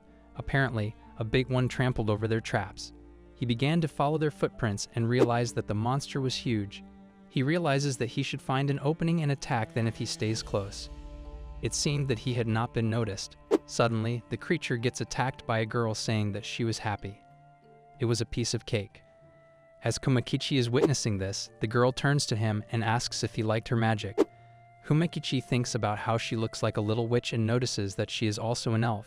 She tells him that she is actually a full-grown adult. She grabs the mouse and then runs away. As she is running away, she suddenly falls down, and Kumakichi asks her if she is okay, to which she says that she is. She tells him that if he takes another step, then she will make him explode with her hyper magic. He thinks about how her waist just gave up, and it seems that she could not move. He decides that he will evaluate the situation a little more. However, she interrupted his long-awaited hunt. Then maybe he could just go away. He looks at her closely and realizes that she is just a teary little witch girl and that she was really cute. But apparently she couldn't use that impressive magic again. She tells him not to eat her and that she does not want to die. Kumakichi tells her that she should not cry and that he is not a bad polar bear. She says that if he wasn't a bad monster, then he should have said so sooner. He apologizes, saying that it would have been without context, but she tells him that he should not have embarrassed her. He grabs her and begins to walk away, and she tells him that she is being kidnapped. He introduces himself, saying that his name is Kumakichi and that he is not a bad monster, but he is just a resident of the forest. She says that if that was the case, then she should not have been scared of him. She introduces herself as Ricotta and says that she lives in the inner part of the forest and that she is proud of being a witch. She tells him that for him to not kill her, he must have been an amateur. Kumakichi thinks about how she definitely is an elf and that she is one of the legendary ones often mentioned in the fantasy world. He asks her what he is looking at and asks if he is stupid. He thinks about how he was trying to not think about how he could stare at her chest and body. He apologizes and she says that it is okay. Kumakichi begins to laugh and she asks if he's making fun of her, to which he says that he is not. He asks how they should settle it, and she says that her womanly dignity had been trampled on and that he had to compensate her. He tells her that he's just aware and that he cannot be a compensation fee.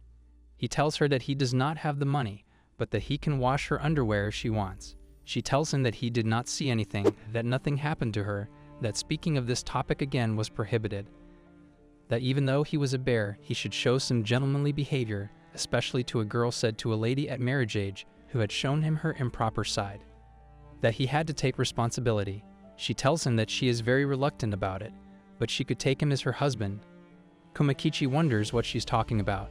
He asks her if she is messing with him or something, to which she says that he should not act stupid and that he should carry her on his back because she could not move looking at that atrocious face of his. Kumakichi asks how far she wanted to be carried, to which she says that all the way to her house. She begins to feel Kumakichi's back and realizes that it is very fluffy and that the ride back home would be very comfortable. He tells him that his fur is very white and that she likes it better than an elf's back, for his is more beautiful. Kumakichi thanks her for the compliment. She tells him that when a lady compliments, then he has to compliment her back. Otherwise, if they are married, life would be such a pain. He tells her that her silvery hair is so smooth and beautiful, and that also her eyes are so big and pretty like wild strawberries. He says that he had left her no choice, that as a bonus tonight, she would offer him her body. He thinks about how she was going to make some dumb guy her plaything in the future, and therefore he was kind of worried that the witch girl could do lots of damage. They traveled far away from their log cabin to the northern side of the forest. Since then, he kept chatting with the witch girl. Apparently, if she killed a mouse, her mother would recognize her as a full-grown witch. He listened to her complaints about how it was living with her overprotective mother that didn't understand her. He overheard that she had lost her father to war and that she was an only child, and therefore no wonder she was so protected. Rikata pretended to be tough, but after Kumakichi had explained to her the dangers of the forest, she had burst into tears. He did not want to bully her and listened to her crying quietly as a good kid. Deep down, she was a good girl. They both sit down at the base of a tree, and she comments on how it's very warm. She tells Kumakichi that she praises him and that he should be more happy. He tells her not to be too close to the fire, otherwise she would get hurt. He thinks about how even so, it was very irresponsible wandering around in the middle of the forest with such a small body. Moreover, she didn't even know how to go back home. Someone her age should have been calm and then just wanted to hunt nearby, but he ended up traveling very far, and he didn't think that he could return home by tomorrow, and the girls must be worried sick. Rikata tells Kumakichi that when they get home, she will introduce him to her mother. After all, the three of them would live together from now on. As they're walking, suddenly Kumakichi comes to a stop, and Rikata asks him what's wrong. To which he thinks about how it would be his duty to stay alert day and night after he escorted her home. He would need to run as fast as he can. He thinks about how it felt like they had passed through something and wonders if it was a barrier. Rikata begins to get off of his back, and she runs away, saying that she recognizes the area. As Kumakichi looks at her, he sees her running towards a fancy house. He thinks about how he doesn't want any trouble, so he will silently return home. As he does, the girls are very happy to see him back, and they all hug him and embrace him.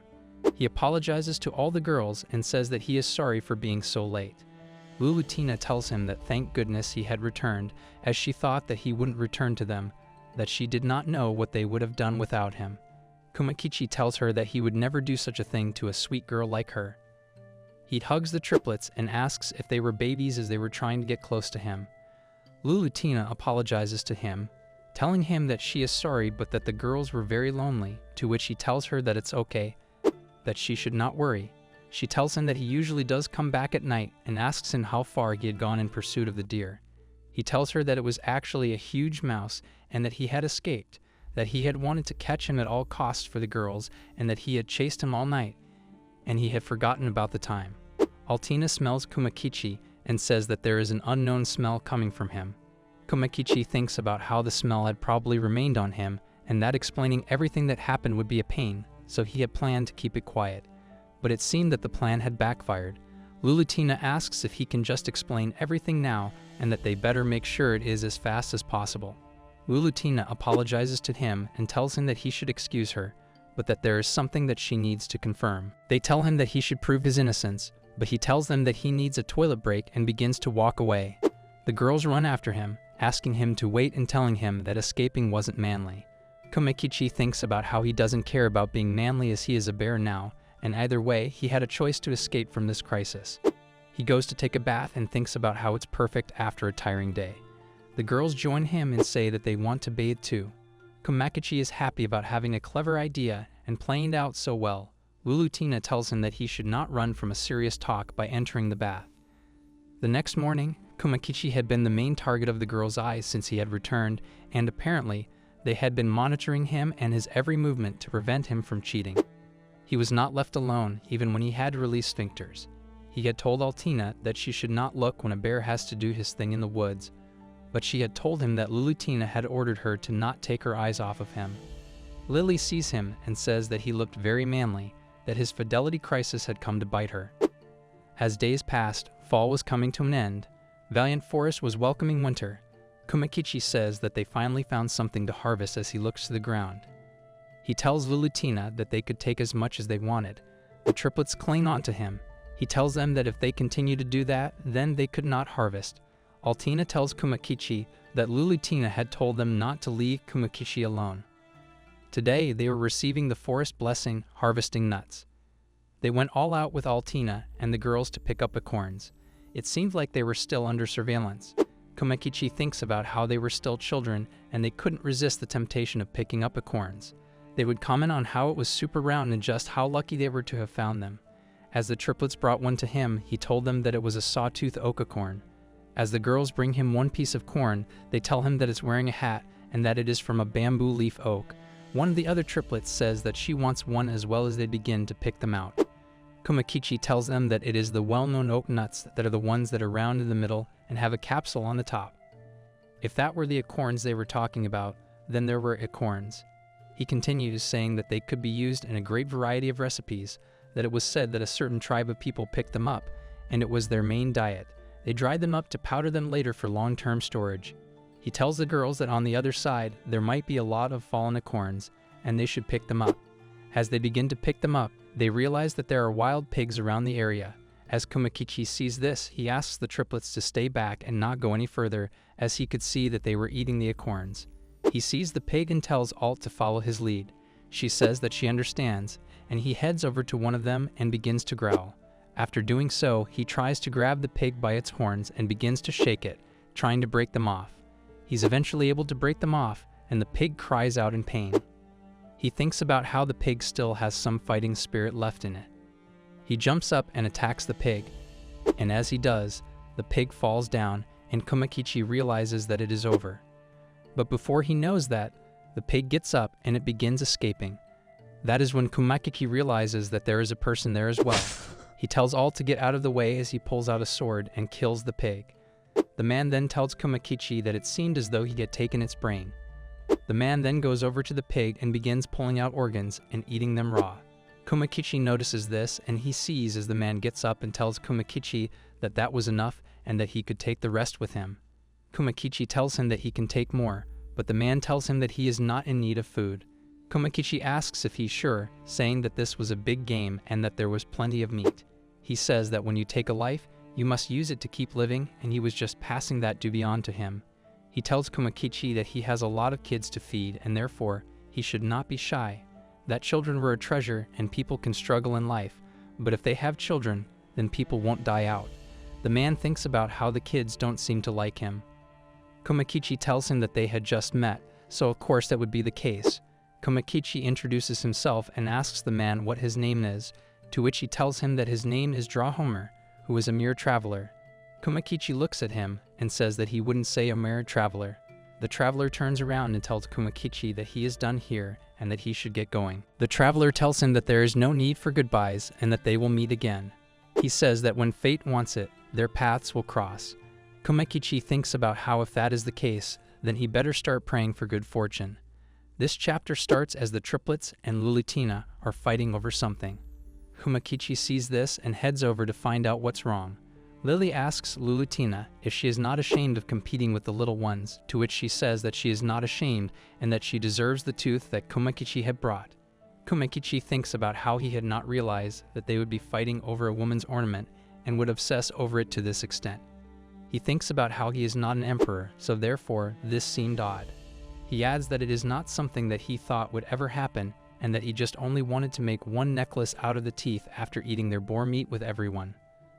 The girls see Kumakichi in the corner and ask why he is laughing and say that his laugh is kind of obscene. Lily says that if by any chance they were talking about doing obscene things with Kumakichi, then maybe she could participate. Kumakichi tells Lily not to make fun of her older sister. Kumakichi wonders if this was something that someone Louis' age found entertaining, as he didn't know because he was just a polar bear. Recently, Lily had been telling a lot of dirty jokes to Lulitina and Kumakichi. Lily tells him to play along and that he needs to loosen up just a little bit. She then asks if he was planning to make something. He tells them that he thought that he could make something with the teeth. They realize that it is a boar's tusk from today's meal. He says that the girls were always working at night, and seeing them doing that filled him up with passion and creativity. And he wanted to do something. So first of all, he was going to try this one out. The girls ask what that is, to which he tells them that it is called concrete, and that it is a natural filler that is very easy to use, that it is like a sealant and is pretty valuable. Lulitina asks what that is. Suspenders for that it is called a concrete amoeba, and it is a natural filler that is easy to use and is like a sealant, adding that it is pretty valuable. However, as Kumakichi looks at Lulitina and Lily's reactions, he realizes that girls don't find this useful at all, and according to Joseph, this concrete amoeba is made from the carcass of a living creature, and it seems to solidify in contact with air. That's what he will try processing. The boys task using this, and he thought he would make accessories with these tasks, and the tasks are hollow, so they need to be filled with some material. In addition to that, since the little ones fell asleep early thanks to their filled bellies, now is the right timing to make some handicraft in peace. It is the first time that Kumakichi is using this material, and failure gives birth to success, as they say, so he would give it a try. First of all, he filled the task's cavity with concrete amoeba, and as soon as he did that, it started hardening, and he used a rasp to shake the tasks so they could hang later. He whittled the sharp end to avoid stings and to take care of the dirt, and he drilled a hole to put a cord through it. Then he connected these tiny donut-shaped beads he bought. As he looked at the almost completed piece, he thought that it was looking good, and now all he had to do was adjust it to a size a girl can wear. And even though it was hard work, once he started doing it, it turned out that it was too much fun to stop. He was also accompanied by Lulutina and Lily, who looked at him as he crafted the object while the little ones were asleep. Finally, after a while, he was done with the object as he thought about how it was beautiful, and he spent all night making it. While he stood out in the morning sun, the little ones woke up and asked him what he was doing. And as he showed her the necklace, she was surprised and told him that she wanted to see. However, Ben told her to be careful since he had just made it and told her not to break it as she proclaimed that it was awesome. And when for that, even though she's a little girl, in her eyes it looks like looking at her treasure. She asked Kumakichi what was up with the necklace and if he found this. However, Ben told her that he made it himself last night, and as he could look at her eyes, he knew that she really wanted it. She asked then that she had been a really good girl. She could have it, as she begged. His original intention, however, was to give it to one of the triplets, since she was the one who cares for her family the most, and it is going to be difficult to explain to her that now. And while the others looked at one of the triplets talking to Kumakichi, they realized something was up. As they approached them, they wanted to see what she was playing with. And then later, Lulutina walked out and commented on how lively it was, wondering how everybody was up so early today. She looked at her. She wondered if this was by any chance the thing that Kumakichi was trying to make last night. And as she saw it, she decided to enter the schedule of girls and told them that it was hers and to give it up and hand it over to her. As the girls began fighting over it, one of the other triplets and Lily woke up to the commotion and wondered what was going on. And that was how the struggle started, with all of the girls fighting over that single necklace. As Lulutina stated that as the oldest sister, this was a battle that should not lose. However, Lily told her that Kumakichi had been looking at her childish at this entire time, asking her if she was not ashamed, and as she heard that, she instantly stopped and tried to act more proper. She then instantly went and hugged Kumakichi as Lily further commented that she was wasting her time trying to fool him and asked if the twins were still fighting over the necklace. Lily tried to tell her that crying would not get her anywhere, adding that they're also bothering Kumakichi. Lulutina Pradesh stated that it was time for them to grow up and give that to their big sister as a present to commemorate this occasion, automatically. However, one of the twins was really disappointed in having to hand over the necklace, as she began crying, and they all agreed that them as older sister decided to give it to Lalu. Well, Lin thought about how there was a hierarchy between the three twins, and speaking of the triplets, their birth order is Lala, Lana, and Lalo, an invariable family, as the order was absolute. Has been asked if Lala was ok with this since she was the one who wanted it first. However, she told her that she can reaffirm herself as he told her that she had made her choice, then she should do it since he would make more for them anyways soon. And then Lily went and hugged the two younger twins and told them that they were really good sisters. Well, Kumakichi's eyes began to water at the beautiful sight. However, Lulutina wanted to borrow the necklace for a little bit and try to guilt the twins into it, but as she began to, big triplet decided to kick her into the back. Kumakichi had been south of them the entire time, and he thought about how Lulutina is usually an image of a powerful family, and it is weird to see her acting like this, while he wondered why she overreacted over a shabby accessory. However, Lily told him that he was clueless into a woman. Every present is an important one, and more so if the one who gives it is important to them. However, Ben thought about how there was no meaning behind it since he was just a polar bear, but he would not say that since he knew it would have feelings. And for now the struggle was over, and the day before acorn harvesting was left behind, but he was interrupted in his thoughts as another commotion began.